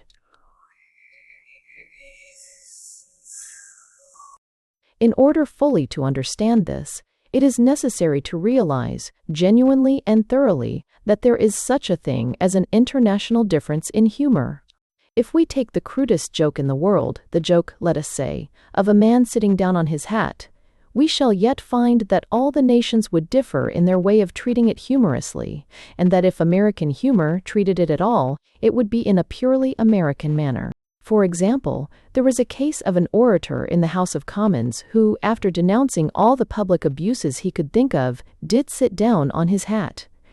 An Irishman immediately rose, full of the whole wealth of Irish humor, and said, "Should I be in order, sir, in congratulating the honorable gentleman on the fact that when he sat down on his hat, his head was not in it?" Here is a glorious example of Irish humor. The bull not unconscious, not entirely conscious, but rather an idea so absurd that even the utterer of it can hardly realize how abysmally absurd it is. But every other nation would have treated the idea in a manner slightly different. The Frenchman's humor would have been logical. He would have said, "The orator denounces modern abuses and destroys to himself the top hat. Behold a good example." What the Scotchman's humor would have said, I am not so certain, but it would probably have dealt with the serious advisability of making such speeches on top of someone else's hat. But American humor on such a general theme would be the humor of exaggeration. The American humorist would say that the English politicians so often sat down on their hats that the noise of the House of Commons was one crackle of silk. He would say that when an important orator rose to speak in the House of Commons, long rows of hatters waited outside the House with notebooks to take down orders from the participants in the debate. He would say that the whole hat trade of London was disorganized by the news that a clever remark had been made by a young M.P. on the subject of the imports of Jamaica. In short, American humor, neither unfathomably absurd like the Irish, nor transfiguringly lucid and appropriate like the French, nor sharp and sensible and full of realities of life like the Scotch, is simply the humor of imagination. It consists in piling towers on towers and mountains on mountains, of heaping a joke up to the stars and extending it to the end of the world. With this distinctively American humor, Bret Harte had little or nothing in common. The wild, sky-breaking humor of America has its fine qualities, but it must in the nature of things be deficient in 2 qualities, not only of supreme importance to life and letters, but of supreme importance to humor, reverence, and sympathy. And these 2 qualities were knit into the closest texture of Bret Harte's humor. Everyone who has read and enjoyed Mark Twain as he ought to be read and enjoyed will remember a very funny and irreverent story about an organist who was asked to play appropriate music to an address upon the parable of the prodigal son, and who proceeded to play with great spirit. We'll all get blind drunk. When Johnny comes marching home. The best way of distinguishing Bret Harte from the rest of American humor is to say that if Bret Harte had described that scene, it would in some subtle way have combined a sense of the absurdity of the incident with some sense of the sublimity and pathos of the theme. You would have felt that the organist's tune was funny, but not that the prodigal son was funny. But America is under a kind of despotism of humor. Everyone is afraid of humor, the meanest of human nightmares. Bret Harte had, to express the matter briefly, but more or less essentially, the power of laughing not only at things, but also with them. America has laughed at things magnificently, with gargantuan reverberations of laughter. But she has not even begun to learn the richer lesson of laughing with them. The supreme proof of the fact that Bret Harte had the instinct of reverence may be found in the fact that he was a really great parodist. This may have the appearance of being a paradox, but, as in the case of many other paradoxes, it is not so important whether it is a paradox as whether it is not obviously true. Mere derision, mere contempt, never produced or could produce parody. A man who simply despises Paderewski for having long hair is not necessarily fitted to give an admirable imitation of his particular touch on the piano. If a man wishes to parody Paderewski's style of execution, he must emphatically go through one process first. He must admire it and even reverence it. Bret Harte had a real power of imitating great authors, as in his parodies on Dumas, on Victor Hugo, on Charlotte Brontë. This means, and can only mean, that he had perceived the real beauty, the real ambition of Dumas and Victor Hugo and Charlotte Brontë. To take an example, Bret Harte has in his imitation of Hugo a passage like this. M. Madeline was, if possible, better than M. Muriel. M. Muriel was an angel. M. Muriel was an angel. M. Menial was a good man. I do not know whether Victor Hugo ever used this antithesis, but I am certain that he would have used it and thanked his stars if he had thought of it. This is real parody, inseparable from admiration. It is the same in the parody of Dumas, which is arranged on the system of Aramis killed 3 of them, Porthos 3, Athos 3. It is the same in the parody of Charlotte Brontë, which opens with a dream of a storm-beaten cliff, containing jewels and pelicans. Bret Harte could not have written it unless he had really understood the triumph of the Brontës, the triumph of asserting that great mysteries lie under the surface of the most sullen life, and that the most real part of a man is in his dreams. This kind of parody is forever removed from the purview of ordinary American humor. Can anyone imagine Mark Twain, that admirable author, writing even a tolerable imitation of authors so intellectually individual as Hugo or Charlotte Brontë? All those who hate authors fail to satirize them, for they always accuse them of the wrong faults. The enemies of Thackeray call him a worldling, instead of what he was, a man too ready to believe in the goodness of the unworldly.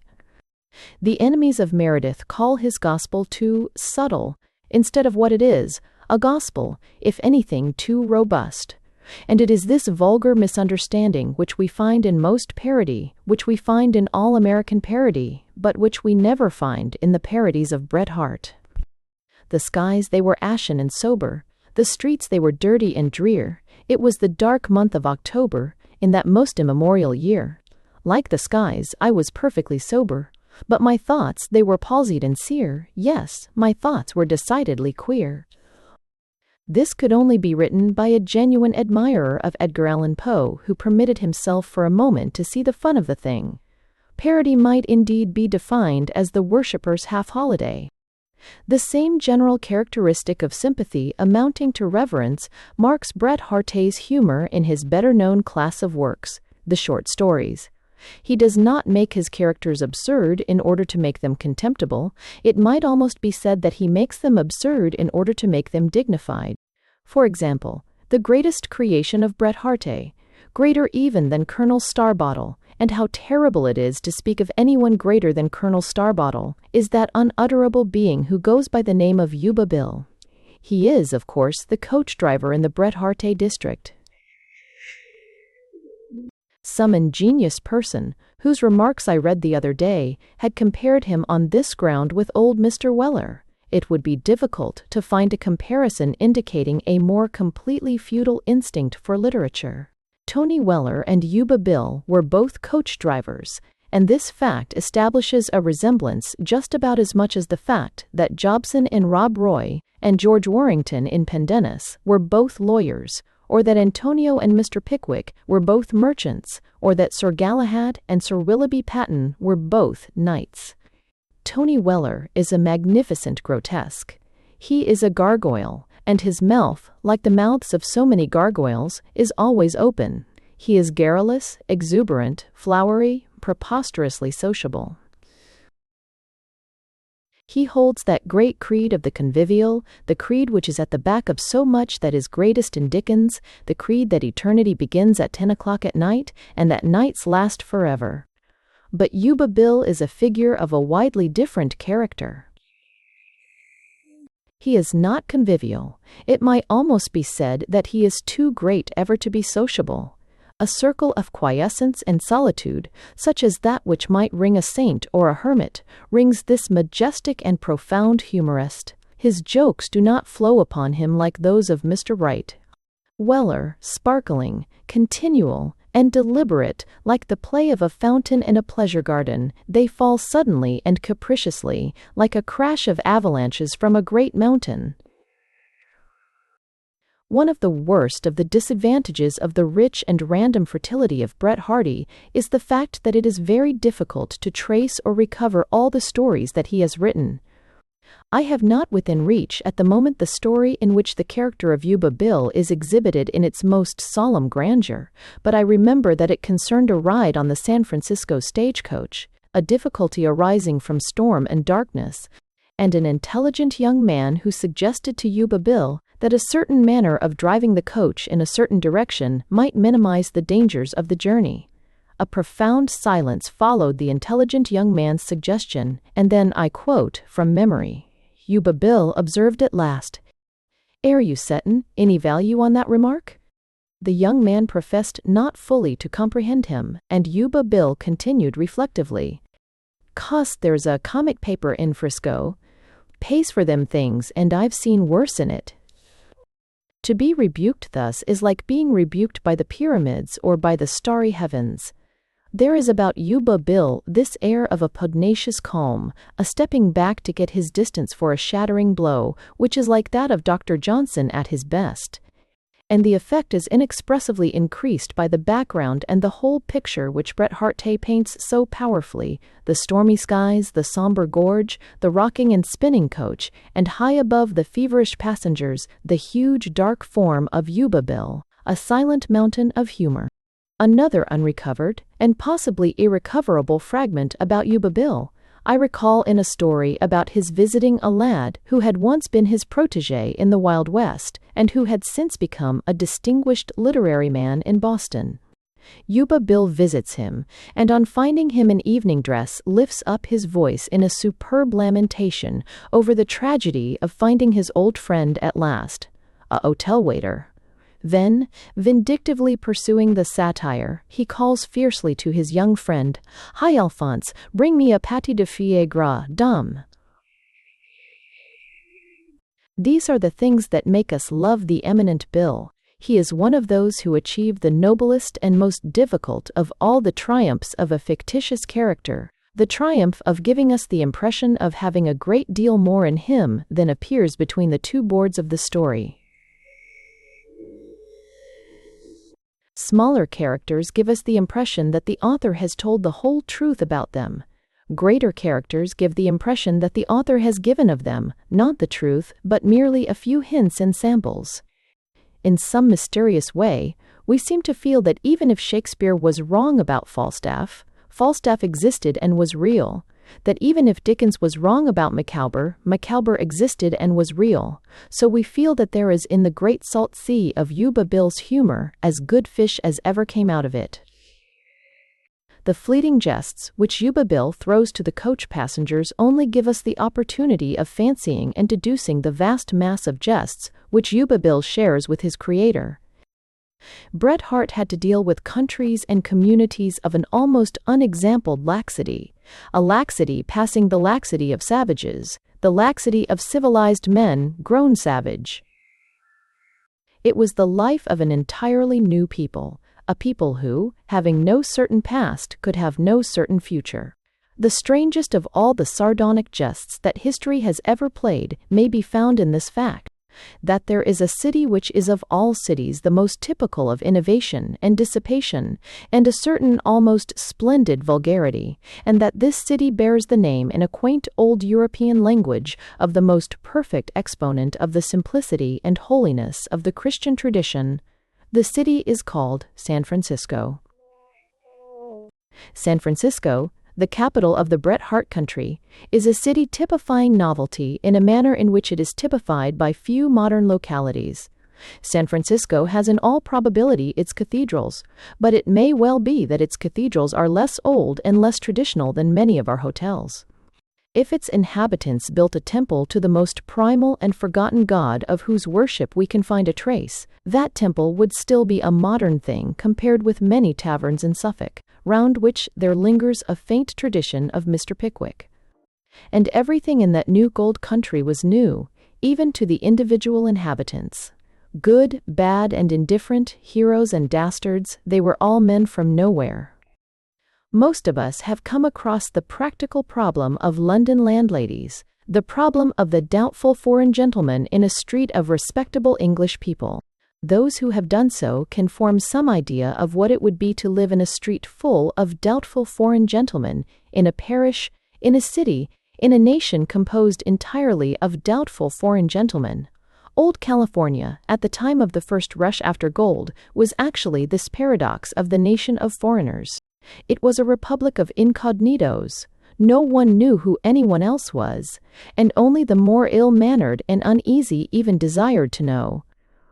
In such a country as this, gentlemen took more trouble to conceal their gentility than thieves living in South Kensington would take to conceal their blackguardism.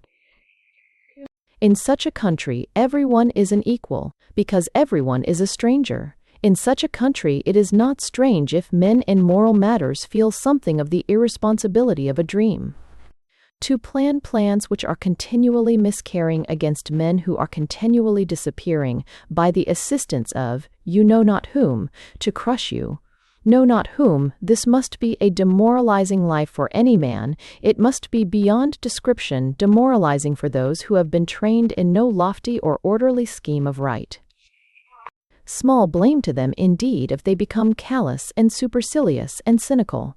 And the great glory and achievement of Bret Harte consists in this, that he realized that they do not become callous, supercilious, and cynical, but that they do become sentimental and romantic and profoundly affectionate. He discovered the intense sensibility of the primitive man. To him, we owe the realization of the fact that while modern barbarians of genius like Mr. Henley, and in his weaker moments, Mr. Hing, and in his weaker moments, Mr. Ganja, Rudyard Kipling, delight in describing the coarseness and crude cynicism and fierce humor of the unlettered classes are in reality highly sentimental and religious, and not in the least like the creations of Mr. Henley and Mr. Kipling. Bret Harte tells the truth about the wildest, the grossest, the most rapacious of all the districts of the earth. The truth that, while it is very rare indeed in the world to find a thoroughly good man, it is rarer still, rare to the point of monstrosity, to find a man who does not either desire to be one, or imagine that he is one already. Fed. The Great. The celebrations in connection with the millenary of King Alfred struck a note of sympathy in the midst of much that was unsympathetic, because, altogether apart from any peculiar historical opinions, all men feel the sanctifying character of that which is at once strong and remote. The ancient thing is always the most homely, and the distant thing the most near. The only possible peacemaker is a dead man, ever since by the sublime religious story a dead man only could reconcile heaven and earth. In a certain sense, we always feel the past ages as human, and our own age as strangely and even weirdly dehumanized.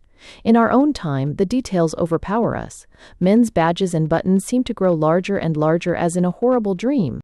To study humanity in the present is like studying a mountain with a magnifying glass. To study it in the past is like studying it through a telescope. For this reason, England, like every other great and historic nation, has sought its typical hero in remote and ill-recorded times. The personal and moral greatness of Alfred is, indeed, beyond question. It does not depend any more than the greatness of any other human hero upon the accuracy of any or all of the stories that are told about him. Alfred may not have done one of the things which are reported of him, but it is immeasurably easier to do every one of those things than to be the man of whom such things are reported falsely. Fable is, generally speaking, far more accurate than fact, for fable describes a man as he was to his own age. Fact describes him as he is to a handful of inconsiderable antiquarians many centuries after.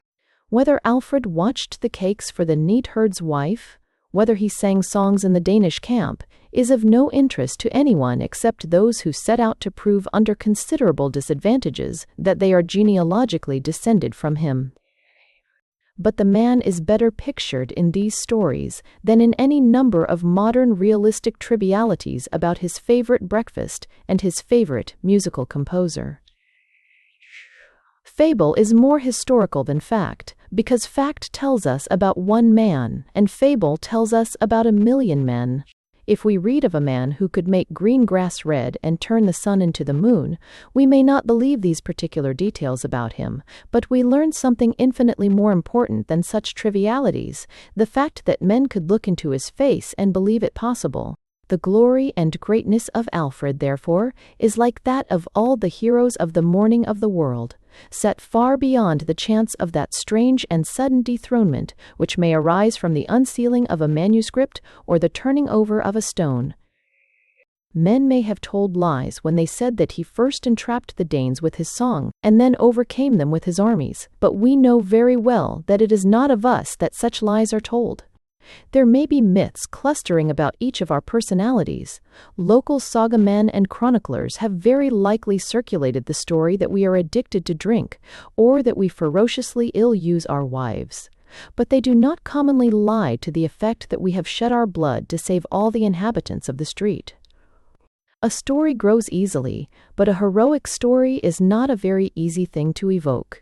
Wherever that exists, we may be pretty certain that we are in the presence of a dark but powerful historic personality. We are in the presence of 1,000 lies, all pointing with their fantastic fingers to one undiscovered truth. Upon this ground alone, every encouragement is due to the cult of Alfred. Every nation requires to have behind it some historic personality, the validity of which is proved, as the validity of a gun is proved, by its long range. It is wonderful and splendid that we treasure, not the truth, but the very gossip about a man who died 1,000 years ago. We may say to him, as M. Rostand says to the Austrian prince, "D'ors, ce n'est pas toujours la légende qui ment, in réveil et bat, parfois mon est trompeur, quoi document." To have a man so simple and so honorable to represent us in the darkness of primeval history binds all the intervening centuries together and mollifies all their monstrosities. It makes all history more comforting and intelligible. It makes the desolate temple of the ages as human as an inn parlor. But whether it come through reliable facts or through more reliable falsehoods, the personality of Alfred has its own unmistakable color and stature. Lord Rosebery uttered a profound truth when he said that that personality was peculiarly English. The great magnificence of the English character is expressed in the word service.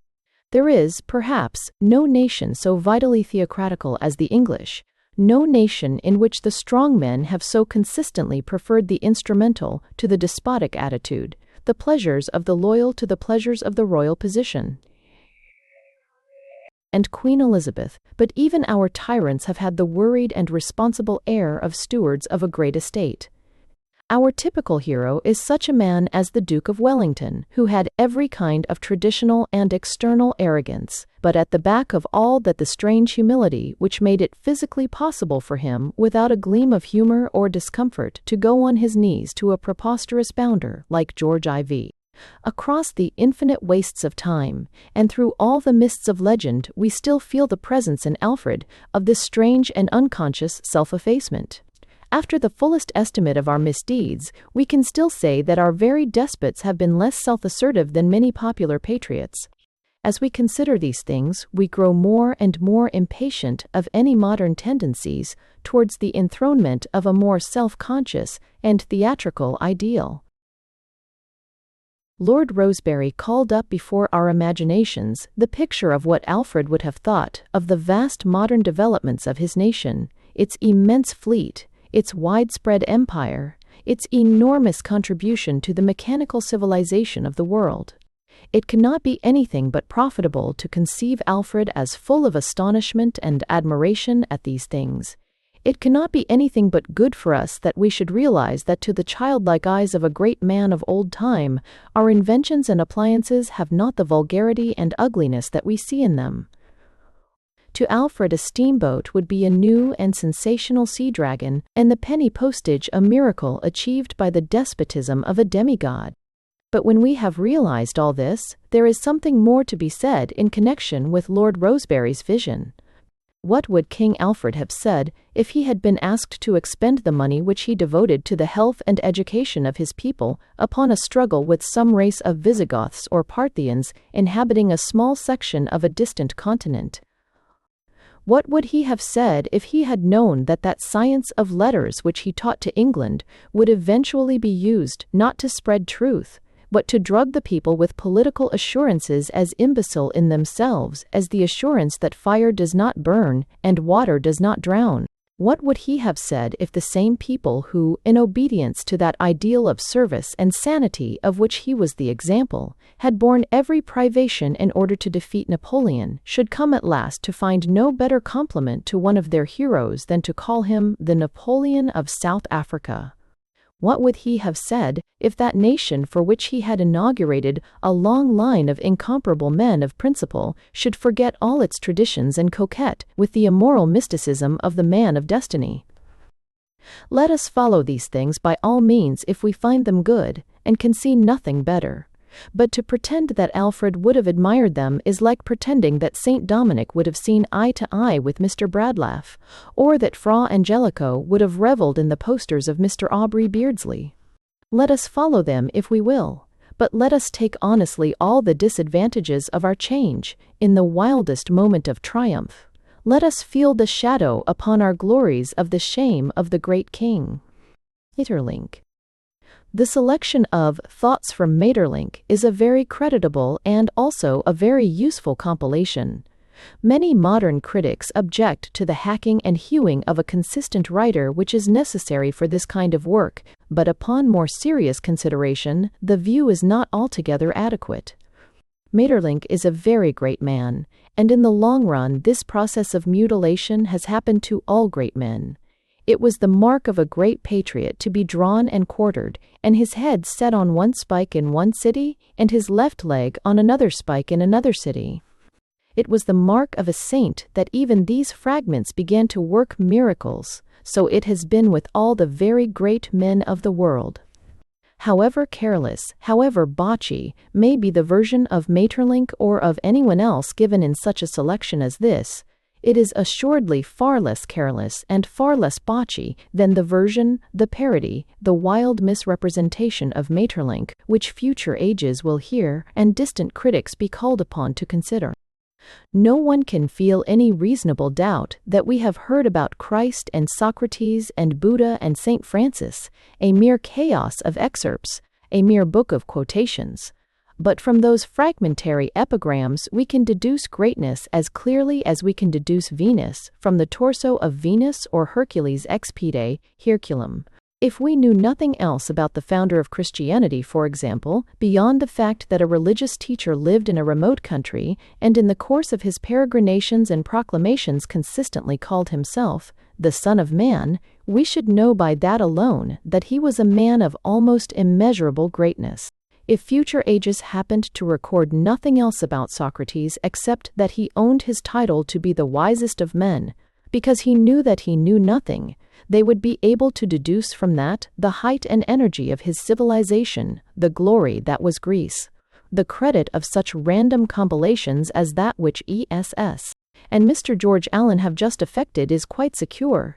It is the pure, pedantic, literal editions, the complete works of this author or that author, which are forgotten. It is such books as this that have revolutionized the destiny of the world. Great things like Christianity or Platonism have never been founded upon consistent editions. All of them have been founded upon scrapbooks. The position of Maeterlinck in modern life is a thing too obvious to be easily determined in words. It is perhaps best expressed by saying that it is the great glorification of the inside of things at the expense of the outside. There is one great evil in modern life for which nobody has found even approximately a tolerable description. I can only invent a word and call it remotism. It is the tendency to think first of things which, as a matter of fact, lie far away from the actual center of human experience. Thus people say, all our knowledge of life begins with the amoeba. It is false. Our knowledge of life begins with ourselves. Thus they say that the British Empire is glorious, and at the very word empire, they think at once of Australia and New Zealand and Canada and polar bears and parrots and kangaroos, and it never occurs to any one of them to think of the Surrey Hills. The one real struggle in modern life is the struggle between the man like Maeterlinck, who sees the inside as the truth, and the man like Zola, who sees the outside as the truth. 100 cases might be given. We may take, for the sake of argument, the case of what is called falling in love. The sincere realist, the man who believes in a certain finality in physical science, says, "You may, if you like, describe this thing as a divine and sacred and incredible vision. That is your sentimental theory about it. But what it is an animal and sexual instinct designed for certain natural purposes." The man on the other side, the idealist, replies with quite equal confidence that this is the very reverse of the truth. "I put it as it has always struck me," he replies, "not at all. You may, if you like, describe this thing as an animal and sexual instinct, designed for certain natural purposes, that is, your philosophical or zoological theory about it. What it is, beyond all doubt of any kind, is a divine and sacred and incredible vision. The fact that it is an animal necessity only comes to the naturalistic philosopher after looking abroad, studying its origins and results, constructing an explanation of its existence, more or less natural and conclusive. The fact that it is a spiritual triumph comes to the first errand boy who happens to feel it. If a lad of 17 falls in love and is struck dead by a hansom cab an hour afterwards, he has known the thing as it is, a spiritual ecstasy. He has never come to trouble about the thing as it may be, a physical destiny. If anyone says that falling in love is an animal thing, the answer is very simple. The only way of testing the matter is to ask those who are experiencing it, and none of those would admit for a moment that it was an animal thing. Maeterlinck's appearance in Europe means primarily this subjective intensity. By this the materialism is not overthrown, materialism is undermined. He brings, not something which is more poetic than realism, not something which is more spiritual than realism, not something which is more right than realism, but something which is more real than realism. He discovers the one indestructible thing. This material world on which such vast systems have been superimposed, this may mean anything. It may be a dream, it may be a joke, it may be a trap or temptation, it may be a charade, it may be the beatific vision. The only thing of which we are certain is this human soul. This human soul finds itself alone in a terrible world, afraid of the grass. It has brought forth poetry and religion in order to explain matters. It will bring them forth again. It matters not one atom how often the lulls of materialism and skepticism occur. They are always broken by the reappearance of a fanatic. They have come in our time. They have been broken by Maeterlinck. Image. Into 2. I do not think anyone could find any fault with the way in which Mr. Collingwood has discharged his task, except, of course, Mr. Carse. Mice. Ruskin himself, who would certainly have scored through all the eulogies in passionate red ink, and declared that his dear friend had selected for admiration the very parts of his work which were vile, brainless, and revolting. That, however, was merely Ruskin's humor, and one of the deepest disappointments with Mr. Ferries. Collingwood is that he, like everyone else, fails to appreciate Ruskin as a humorist. Yet he was a great humorist. Half the explosions which are solemnly scolded as one-sided were simply meant to be one-sided, were mere laughing experiments in language. Like a woman, he saw the humor of his own prejudices, did not sophisticate them by logic, but deliberately exaggerated them by rhetoric. 1/10 of his paradoxes would have made the fortune of a modern young man with gloves of an art yellow. He was as fond of nonsense as Mr. Max Beerbohm, only he was fond of other things too. He did not ask humanity to dine on pickles. But while his kaleidoscope of fancy and epigram gives him some kinship with the present day, he was essentially of an earlier type. He was the last of the prophets. With him vanishes the secret of that early Victorian simplicity which gave a man the courage to mount a pulpit above the head of his fellows. Many elements, good and bad, have destroyed it. Humility as well as fear, camaraderie as well as skepticism, have bred in us a desire to give our advice lightly and persuasively, to mask our morality, to whisper a word and glide away. The contrast was in some degree typified in the House of Commons under the last leadership of Mr. Gladstone, the old order with its fist on the box and the new order with its feet on the table. Doubtless the wine of that prophecy was too strong even for the strong heads that carried it. It made Ruskin capricious and despotic, Tennyson lonely and whimsical, Carlyle harsh to the point of hatred, and Kingsley often rabid to the ruin of logic and charity. One alone of that race of giants, the greatest and most neglected, was sober after the cup. No mission, no frustration could touch with hysteria the humanity of Robert Browning. But though Ruskin seems to close the role of the militant prophets, we feel how needful are such figures when we consider with what pathetic eagerness men pay prophetic honors even to those who disclaim the prophetic character. Ibsen declares that he only depicts life, that as far as he is concerned, there is nothing to be done, and still armies of Ibsenites rally to the flag and enthusiastically do nothing. I have found traces of a school which avowedly follows Mr. Henry James, an idea full of humor. I like to think of a crowd with pikes and torches shouting passages from The Awkward Age. It is right and proper for a multitude to declare its readiness to follow a prophet to the end of the world, but if he himself explains, with pathetic gesticulations, that he is only going for a walk in the park, there is not much for the multitude to do. But the disciple of Ruskin had plenty to do. He made roads. In his spare moments, he studied the whole of geology and botany. He lifted up paving stones and got down into early Florentine cellars, where, by hanging upside down, he could catch a glimpse of a Cimabue, unpraisable, but by divine silence. His limbs were weary, his clothes were torn, and in his eyes was that unfathomable joy of life which man will never know again until once more he takes himself seriously. Mr. Collingwood's excellent chapters on the art criticism of Ruskin would be better, in my opinion, if they showed more consciousness of the after-revolutions that have reversed, at least in detail, much of Ruskin's teaching. We no longer think that art became valueless when it was first corrupted with anatomical accuracy. But if we return to that Raphaelism to which he was so unjust, let us not fall into the old error of intelligent reactionaries, that of ignoring our own debt to revolutions. Ruskin could not destroy the market of Raphaelism, but he could and did destroy its monopoly.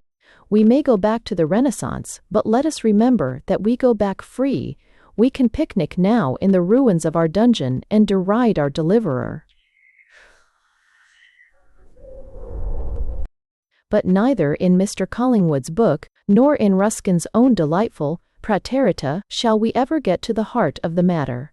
The work of Ruskin and his peers remains incomprehensible by the very completeness of their victory. Fallen forever is that vast brick temple of utilitarianism, of which we may find the fragments but never renew the spell. Liberal Unionists howl in its high places, and in its ruins Mr. Lecky builds his nest. Its records read with something of the mysterious arrogance of Chinese, hardly a generation away from us. We read of a race who believed in the present with the same sort of servile optimism with which the Oriental believes in the past. It may be that banging his head against that roof for 20 years did not improve the temper of the prophet, but he made what he praised in the old Italian pictures, an opening into eternity. Footnotes. We know Stoicism, we will man, we bring this we will. 2. The Life of John Ruskin, by W. G. Collingwood. London, Methuen. Queen Victoria. Anyone who possesses spiritual or political courage has made up his mind to a prospect of immutable mutability. But even in a transformation, there is something catastrophic in the removal of the back scene. It is a truism to say of the wise and noble lady who is gone from us, that we shall always remember her, but there is a subtler and higher compliment still in confessing that we often forgot her. We forgot her as we forget the sunshine, as we forget the postulates of an argument, as we commonly forget our own existence. We commonly forget our own existence. Gladstone is the only figure whose loss prepared us for such earthquakes altering the landscape. But Mr. Fee. Gladstone seemed a fixed and stationary object in our age for the same reason that one railway train looks stationary from another, because he and the age of progress were both traveling at the same impetuous rate of speed. In the end, indeed, it was probably the age that dropped behind. For a symbol of the Queen's position, we must rather recur to the image of a stretch of scenery, in which she was as a mountain so huge and familiar that its disappearance would make the landscape round our own door seem like a land of strangers. She had an inspired genius for the familiarizing virtues. Her sympathy and sanity made us feel at home even in an age of revolutions. That indestructible sense of security, which for good and evil is so typical of our nation, that almost scornful optimism which, in the matter of ourselves, cannot take peril or even decadence seriously, reached by far its highest and healthiest form, in the sense that we were watched over by one so thoroughly English in her silence and self-control, in her shrewd trustfulness and her brilliant inaction. Over and above those sublime laws of labor and pity, by which she ordered her life, there are a very large number of minor intellectual matters in which we might learn a lesson from the Queen. There is one especially which is increasingly needed in an age when moral claims become complicated and hysterical. That Queen Victoria was a model of political unselfishness is well known. It is less often remarked that few modern people have an unselfishness so completely free from morbidity, so fully capable of deciding a moral question without exaggerating its importance. No eminent person of our time has been so utterly devoid of that disease of self-assertion, which is often rampant among the unselfish. She had one most rare and valuable faculty, the faculty of letting things pass, Acts of Parliament and other things. Her predecessors, whether honest men or knaves, were attacked every now and then with a nightmare of despotic responsibility. They suddenly conceived that it rested with them to save the world and the Protestant Constitution. Queen Victoria had far too much faith in the world to try to save it. She knew that Acts of Parliament, even bad Acts of Parliament, do not destroy nations. But she knew that ignorance, ill temper, tyranny, and officiousness do destroy nations, and not upon any provocation would she set an example in these things. We fancy that this sense of proportion, this largeness and coolness of intellectual magnanimity, is the one of the 1,000 virtues of Queen Victoria, of which the near future will stand most in need. We are gaining many new mental powers, and with them, new mental responsibilities. In psychology, in sociology, above all in education, we are learning to do a great many clever things. Unless we are much mistaken, the next great task will be to learn not to do them. If that time comes, assuredly, we cannot do better than turn once more to the memory of the great Queen, who for 70 years followed through every possible tangle and distraction, the fairy thread of common sense. We are suffering just now from an outbreak of the imagination, which exhibits itself in politics and the most unlikely places. The German emperor, for example, is neither a tyrant nor a lunatic, as used to be absurdly represented. He is simply a minor poet, and he feels just as any minor poet would feel if he found himself on the throne of Barbarossa. The revival of militarism and ecclesiasticism is an invasion of politics by the artistic sense. It is heraldry, rather than chivalry, that is lusted after. Amid all this waving of wands and flaunting of uniforms, all this hedonistic desire to make the most of everything, there is something altogether quiet and splendid about the sober disdain with which this simple and courteous lady in a black dress left idle beside her the scepter of 100 tyrants. The heart of the whole nation warmed, as it had never warmed for centuries, at the thought of having in their midst a woman who cared nothing for her rights, and nothing for those fantastic duties which are more egotistical than rights themselves. The work of the Queen for progressive politics has surely been greatly underrated. She invented democratic monarchy as much as James Watt invented the steam engine. William Ive, from whom we think of her as inheriting her constitutional position, held in fact a position entirely different to that which she now hands on to Edward VI. William Ivy was a limited monarch, that is to say, he had a definite, open and admitted power in politics, but it was a limited power. Queen Victoria was not a limited monarch, in the only way in which she cared to be a monarch at all. She was as unlimited as Harun al-Rashid. She had unlimited willing obedience and unlimited social supremacy. To her belongs the credit of inventing a new kind of monarchy, in which the crown, by relinquishing the whole of that political and legal department of life which is concerned with coercion, regimentation, and punishment, was enabled to rise above it and become the symbol of the sweeter and purer relations of humanity, the social intercourse which leads and does not drive. Too much cannot be said for the wise audacity and confident completeness with which the Queen cut away all those cords of political supremacy to which her predecessors had clung madly as the only stays of the monarchy. She had her reward, for while William Ive's supremacy may be called a survival, it is not too much to say that the Queen's supremacy might be called a prophecy. By lifting a figure purely human over the heads of judges and warriors, we uttered in some symbolic fashion the abiding, if unreasoning, hope which dwells in all human hearts, that some day we may find a simpler solution of the woes of nations than the summons and the treadmill. That we may find in some such influence as the social influence of a woman, what was called in the noble old language of medieval monarchy, a fountain of mercy and a fountain of honor. In the universal reverence paid to the Queen, there was hardly anywhere a touch of snobbishness. Snobbishness, insofar as it went out towards former sovereigns, went out to them as aristocrats rather than as kings, as heads of that higher order of men who were almost angels or demons in their admitted superiority to common lines of conduct. This kind of reverence was always a curse. Nothing can be conceived as worse for the mass of the people than that they should think the morality for which they have to struggle an inferior morality, a thing unfitted for a haughtier class. But of this patrician element there was hardly a trace in the dignity of the Queen. Indeed, the degree to which the middle and lower classes took her troubles and problems to their hearts was almost grotesque in its familiarity. No one thought of the Queen as an aristocrat like the Duke of Devonshire, or even as a member of the governing classes like Mr. Chamberlain. Men thought of her as something nearer to them even in being further off, as one who was a good queen, and who would have been, had her fate demanded, with equal cheerfulness, a good washerwoman. Herein lay her unexampled triumph, the greatest and perhaps the last triumph of monarchy.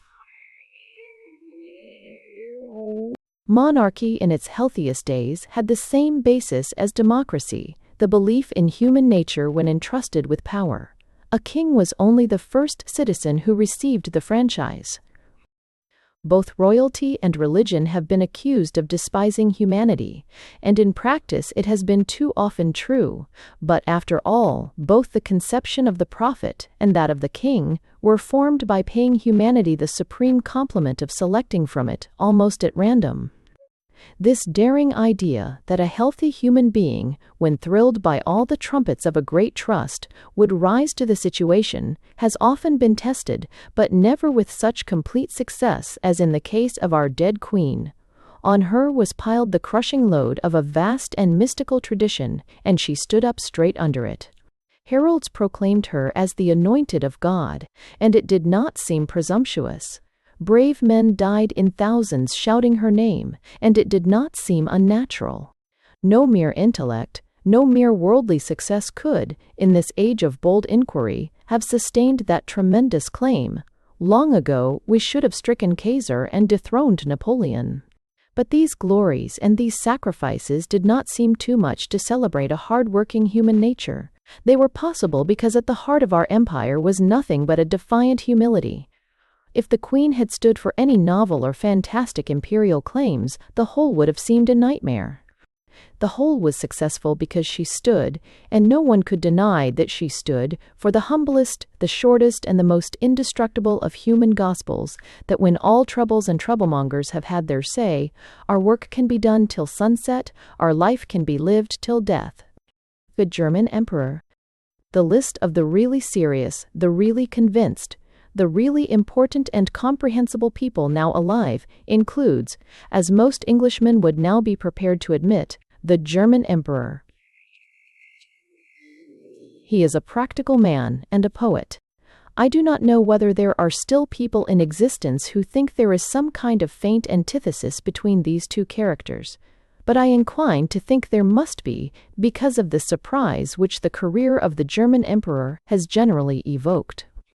When he came to the throne, it became at once apparent that he was poetical. People assumed in consequence that he was unpractical, that he would plunge Europe into war, that he would try to annex France, that he would say he was the Emperor of Russia, that he would stand on his head in the Reichstag, that he would become a pirate on the Spanish Main.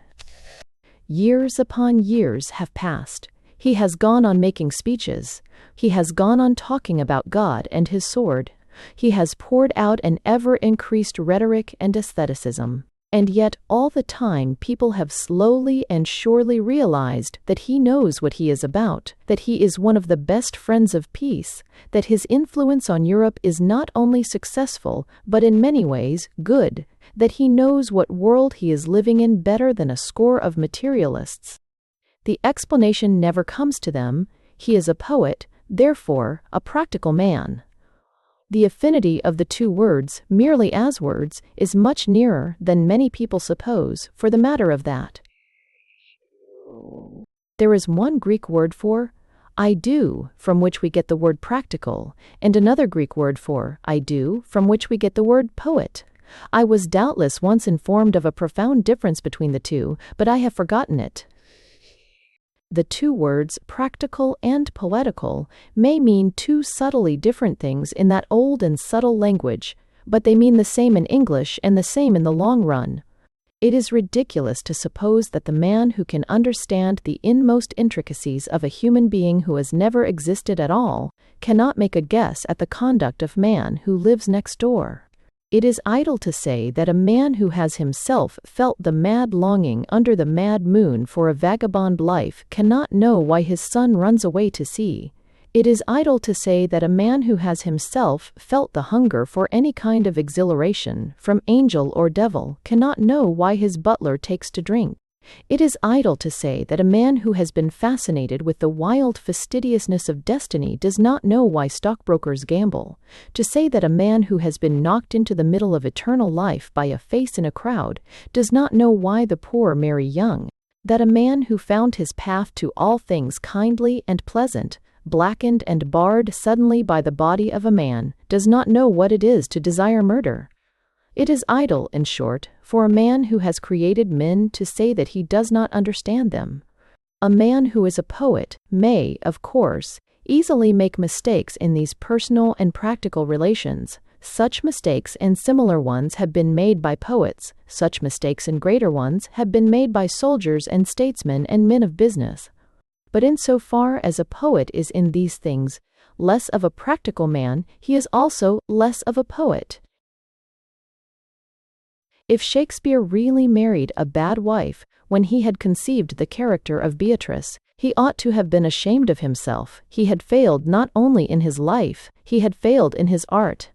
If Balzac got into rows with his publishers, he ought to be rebuked and not commiserated, having evolved so many consistent businessmen from his own inside. The German emperor is a poet, and therefore he succeeds, because poetry is so much nearer to reality than all the other human occupations.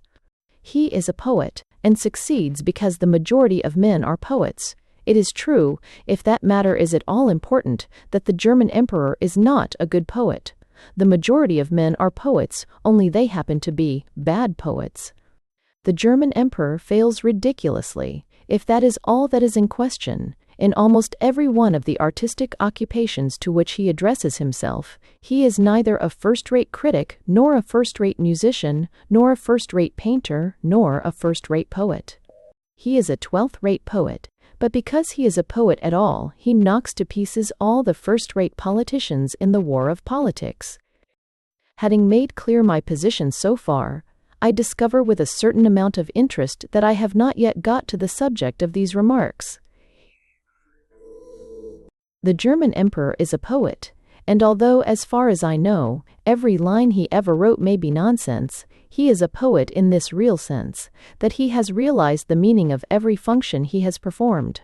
Why should we jeer at him because he has a great many uniforms, for instance? The very essence of the really imaginative man is that he realizes the various types or capacities in which he can appear. Every one of us, or almost every one of us, does in reality fulfill almost as many offices as Pooh Bah. Almost every one of us is a ratepayer, an immortal soul, an Englishman, a baptized person, a mammal, a minor poet, a juryman, a married man, a bicyclist, a Christian, a purchaser of newspapers, and a critic of Mr. Alfred Austin.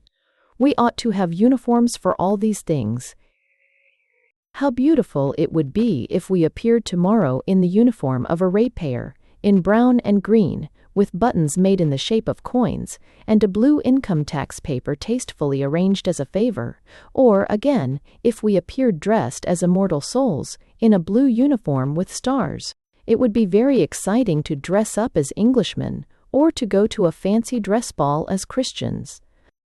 Some of the costumes I have suggested might appear a little more difficult to carry out. The dress of a person who purchases newspapers, though it mostly consists of colored evening editions arranged in a stiff skirt, like that of a saltatrice, round the waist of the wearer, has many mysterious points. The attire of a person prepared to criticize the poet laureate is something so awful and striking that I dare not even begin to describe it. The one fact which I am willing to reveal, and to state seriously and responsibly, is that it buttons up behind. But most assuredly we ought not to abuse the Kaiser because he is fond of putting on all his uniforms. He does so because he has a large number of established and involuntary incarnations. He tries to do his duty in that state of life to which it shall please God to call him. And it so happens that he has been called to as many different estates as there are regiments in the German army. He is a huntsman and proud of being a huntsman, an engineer and proud of being an engineer, an infantry soldier and proud of being so, a light horseman and proud of being so. There is nothing wrong in all this. The only wrong thing is that it should be confined to the merely destructive arts of war. The sight of the German Kaiser in the most magnificent of the uniforms in which he had led armies to victory is not in itself so splendid or delightful as that of many other sights which might come before us without a whisper of the alarms of war. It is not so splendid or delightful as the sight of an ordinary householder showing himself in that magnificent uniform of purple and silver which should signalize the father of 3 children. It is not so splendid or delightful as the appearance of a young clerk in an insurance office decorated with those 3 long crimson plumes which are the well-known insignia of a gentleman who is just engaged to be married. Nor can it compare with the look of a man wearing the magnificent green and silver armor by which we know one who has induced an acquaintance to give up getting drunk, or the blue and gold which is only accorded to persons who have prevented fights in the street. We belong to quite as many regiments as the German Kaiser. Our regiments are regiments that are embattled everywhere. They fight an unending fight against all that is hopeless and rapacious and of evil report. The only difference is that we have the regiments, but not the uniforms. Only one obvious point occurs to me to add. If the Kaiser has more than any other man the sense of the poetry of the ancient things, the sword, the crown, the ship, the nation, he has the sense of the poetry of modern things also. He has one sense, and it is even a joke against him. He feels the poetry of one thing that is more poetic than sword or crown or ship or nation, the poetry of the telegram. No one ever sent a telegram who did not feel like a god. He is a god, for he is a minor poet, but a poet still. Mr. Morton Luce has written a short study of Tennyson, which has considerable cultivation and suggestiveness, which will be sufficient to serve as a notebook for Tennyson's admirers, but scarcely sufficient, perhaps, to serve as a pamphlet against his opponents. If a critic has, as he ought to have, any of the functions anciently attributed to a prophet, it ought not to be difficult for him to prophesy that Tennyson will pass through a period of facile condemnation and neglect before we arrive at the true appreciation of his work. The same thing has happened to the most vigorous of essayists, Macaulay, and the most vigorous of romancers, Dickens, because we live in a time when mere vigor is considered a vulgar thing. The same idle and frigid reaction will almost certainly discredit the stateliness and care of Tennyson, as it has discredited the recklessness and inventiveness of Dickens. It is only necessary to remember that no action can be discredited by a reaction. The attempts which have been made to discredit the poetical position of Tennyson are in the main dictated by an entire misunderstanding of the nature of poetry. When critics like Matthew Arnold, for example, suggest that his poetry is deficient in elaborate thought, they only prove, as Matthew Arnold proved, that they themselves could never be great poets. It is no valid accusation against a poet that the sentiment he expresses is commonplace. Poetry is always commonplace. It is vulgar in the noblest sense of that noble word. Unless a man can make the same kind of ringing appeal to absolute and admitted sentiments that is made by a popular orator, he has lost touch with emotional literature. Unless he is to some extent a demagogue, he cannot be a poet. A man who expresses in poetry new and strange and undiscovered emotions is not a poet, he is a brain specialist. Tennyson can never be discredited before any serious tribunal of criticism because the sentiments and thoughts to which he dedicates himself are those sentiments and thoughts which occur to anyone. These are the peculiar province of poetry. Poetry, like religion, is always a democratic thing, even if it pretends the contrary. The faults of Tennyson, so far as they existed, were not half so much in the common character of his sentiments as in the arrogant perfection of his workmanship. He was not by any means so wrong in his faults as he was in his perfections. Men are very much too ready to speak of men's work being ordinary, when we consider that, properly considered, every man is extraordinary. The average man is a tribal fable, like the man-wolf or the wise man of the Stoics. In every man's heart there is a revolution, how much more in every poet's. The supreme business of criticism is to discover that part of a man's work which is his, and to ignore that part which belongs to others. Why should any critic of poetry spend time and attention on that part of a man's work which is unpoetical? Why should any man be interested in aspects which are uninteresting? The business of a critic is to discover the importance of men and not their crimes. It is true that the Greek word critic carries with it the meaning of a judge, and up to this point of history, judges have had to do with the valuation of men's sins and not with the valuation of their virtues.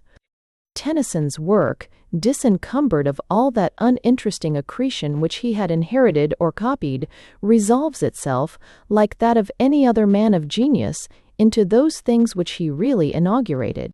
Underneath all his exterior of polished and polite rectitude, there was in him a genuine fire of novelty, only that, like all the able men of his period, he disguised revolution under the name of evolution. He is only a very shallow critic who cannot see an eternal rebel in the heart of the conservative. Tennyson had certain absolutely personal ideas, as much his own as the ideas of Browning or Meredith, though they were fewer in number. One of these, for example, was the fact that he was the first of all poets, and perhaps the last, to attempt to treat poetically that vast and monstrous vision of fact which science had recently revealed to mankind.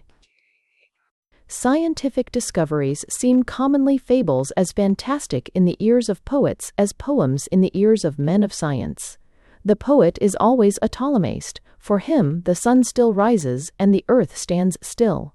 Tennyson really worked the essence of modern science into his poetical constitution, so that its appalling birds and frightful flowers were really part of his literary imagery. To him, blind and brutal monsters, the products of the wild babyhood of the universe, were as the daisies and the nightingales were to Keats. He absolutely realized the great literary paradox mentioned in the Book of Job. He saw Behemoth, and he played with him as with a bird. Instances of this would not be difficult to find. But the tests of poetry are those instances in which this outrageous scientific phraseology becomes natural and unconscious. Tennyson wrote one of his own exquisite lyrics describing the exultation of a lover on the evening before his bridal day.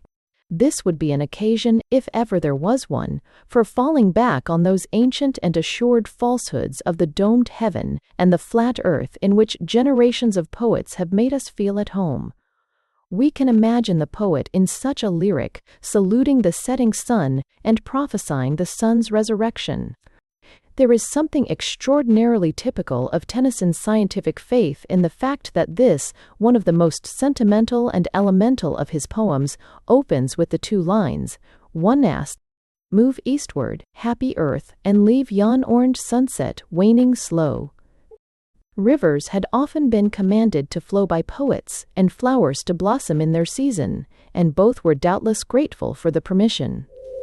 But the terrestrial globe of science has only twice, so far as we know, been encouraged in poetry to continue its course, one instance being that of this poem, and the other the incomparable, addressed to the terrestrial globe, in the Bab Ballads. There was, again, another poetic element entirely peculiar to Tennyson, which his critics have, in many cases, ridiculously confused with a fault. This was the fact that Tennyson stood alone among modern poets in the attempt to give a poetic character to the conception of liberal conservatism, of splendid compromise. The carping critics who have abused Tennyson for this do not see that it was far more daring and original for a poet to defend conventionality than to defend a cartload of revolutions. His really sound and essential conception of liberty, turning to scorn with lips divine the falsehood of extremes, is as good a definition of liberalism as has been uttered in poetry in the liberal century. Moderation is not a compromise. Moderation is a passion, the passion of great judges. That Tennyson felt that lyrical enthusiasm could be devoted to established customs, to indefensible and ineradicable national constitutions, to the dignity of time and the empire of unutterable common sense, all this did not make him a tamer poet, but an infinitely more original one. Any poetaster can describe a thunderstorm. It requires a poet to describe the ancient and quiet sky. I cannot, indeed, fall in with Mr. Morton Luce in his somewhat frigid and patrician theory of poetry. Each dialect, he says, mostly falls below the dignity of art. I cannot feel myself that art has any dignity higher than the indwelling and divine dignity of human nature. Great poets like Burns were far more undignified when they clothed their thoughts in what Mr. Morton Luce calls the seemly raiment of cultured speech, than when they clothed them in the headlong and flexible patois in which they thought and prayed and quarreled and made love. If Tennyson failed, which I do not admit, in such poems as The Northern Farmer, It was not because he used too much of the spirit of the dialect, but because he used too little. Tennyson belonged undoubtedly to a period from which we are divided, the period in which men had queer ideas of the antagonism of science and religion, the period in which the missing link was really missing. But his hold upon the old realities of existence never wavered. He was the apostle of the sanctity of laws, of the sanctity of customs. Above all, like every poet, he was the apostle of the sanctity of words. Elizabeth Barrett Browning. The delightful new edition of Mrs. Browning's Casa Guidi Windows, which Mr. John Lane has just issued, ought certainly to serve as an opportunity for the serious criticism and inevitable admiration to which a great poet is entitled. For Mrs. Dame.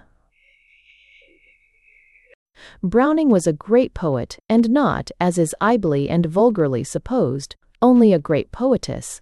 The word poetess is bad English, and it conveys a particularly bad compliment. Nothing is more remarkable about Mrs. Forrest Browning's work than the absence of that trite and namby-pamby elegance which the last 2 centuries demanded from lady writers. Wherever her verse is bad, it is bad from some extravagance of imagery, some violence of comparison, some kind of debauch of cleverness. Her nonsense never arises from weakness, but from a confusion of powers. If the phrase explain itself, she is far more a great poet than she is a good one. Mrs. Browning often appears more luscious and sentimental than many other literary women, but this was because she was stronger. It requires a certain amount of internal force to break down. A complete self-humiliation requires enormous strength, more strength than most of us possess. When she was writing the poetry of self-abandonment, she really abandoned herself with the valor and decision of an anchorite abandoning the world. Such a couplet as, "Our Euripides, the human, with his dropping of warm tears," gives to most of us a sickly and nauseous sensation.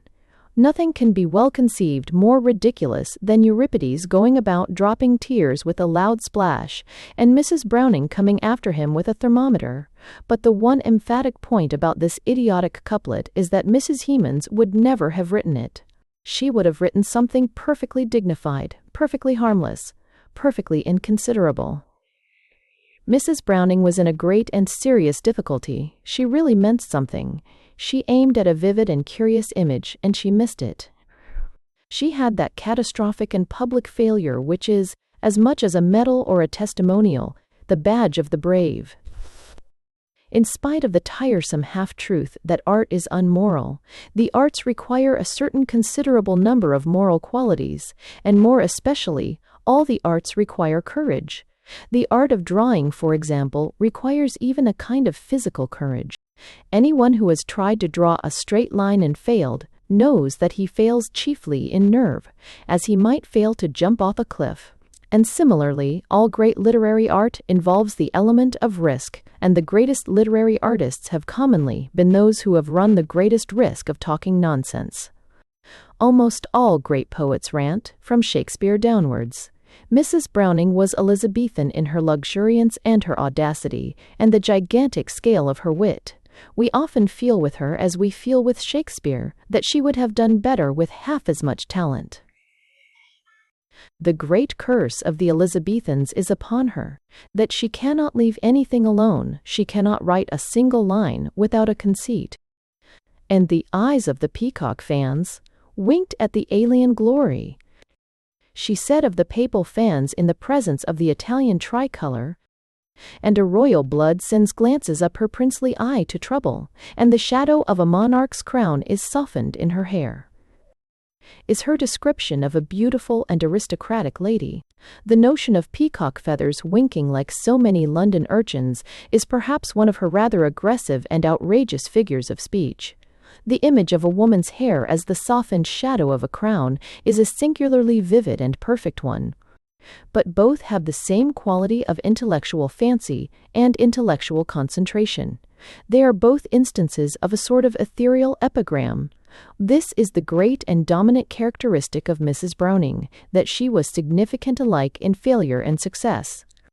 Just as every marriage in the world, good or bad, is a marriage, dramatic, irrevocable, and big with coming events, so every one of her wild weddings between alien ideas is an accomplished fact which produces a certain effect on the imagination, which has for good or evil become part and parcel of our mental vision forever. She gives the reader the impression that she never declined a fancy, just as some gentlemen of the 18th century never declined a duel. When she fell, it was always because she missed the foothold, never because she funked the leap. Casa Greedy Windows is, in one aspect, a poem very typical of its author. Mrs. Casa. Browning may fairly be called the peculiar poet of liberalism, of that great movement of the first half of the 19th century towards the emancipation of men from ancient institutions which had gradually changed their nature, from the houses of refuge which had turned into dungeons, and the mystic jewels which remained only as fetters. It was not what we ordinarily understand by revolt. It had no hatred in its heart for ancient and essentially human institutions. It had that deeply conservative belief in the most ancient of institutions, the average man, which goes by the name of democracy. It had none of the spirit of modern imperialism, which is kicking a man because he is down. But, on the other hand, it had none of the spirit of modern anarchism and skepticism, which is kicking a man merely because he is up. It was based fundamentally on a belief in the destiny of humanity, whether that belief took an irreligious form, as in Swinburne, or a religious form, as in Mrs. Browning. It had that rooted and natural conviction that the millennium was coming tomorrow, which has been the conviction of all iconoclasts and reformers, and for which some rationalists have been absurd enough to blame the early Christians. But they had none of that disposition to pin their whole faith to some black-and-white scientific system, which afterwards became the curse of philosophical radicalism. They were not like the sociologists who lay down a final rectification of things, amounting to nothing except an end of the world, a great deal more depressing than would be the case if it were knocked to pieces by a comet. Their ideal, like the ideal of all sensible people, was a chaotic and confused notion of goodness, made up of English primroses and Greek statues, birds singing in April, and regiments being cut to pieces for a flag. They were neither radicals nor socialists, but liberals, and a liberal is a noble and indispensable lunatic who tries to make a cosmos of his own head.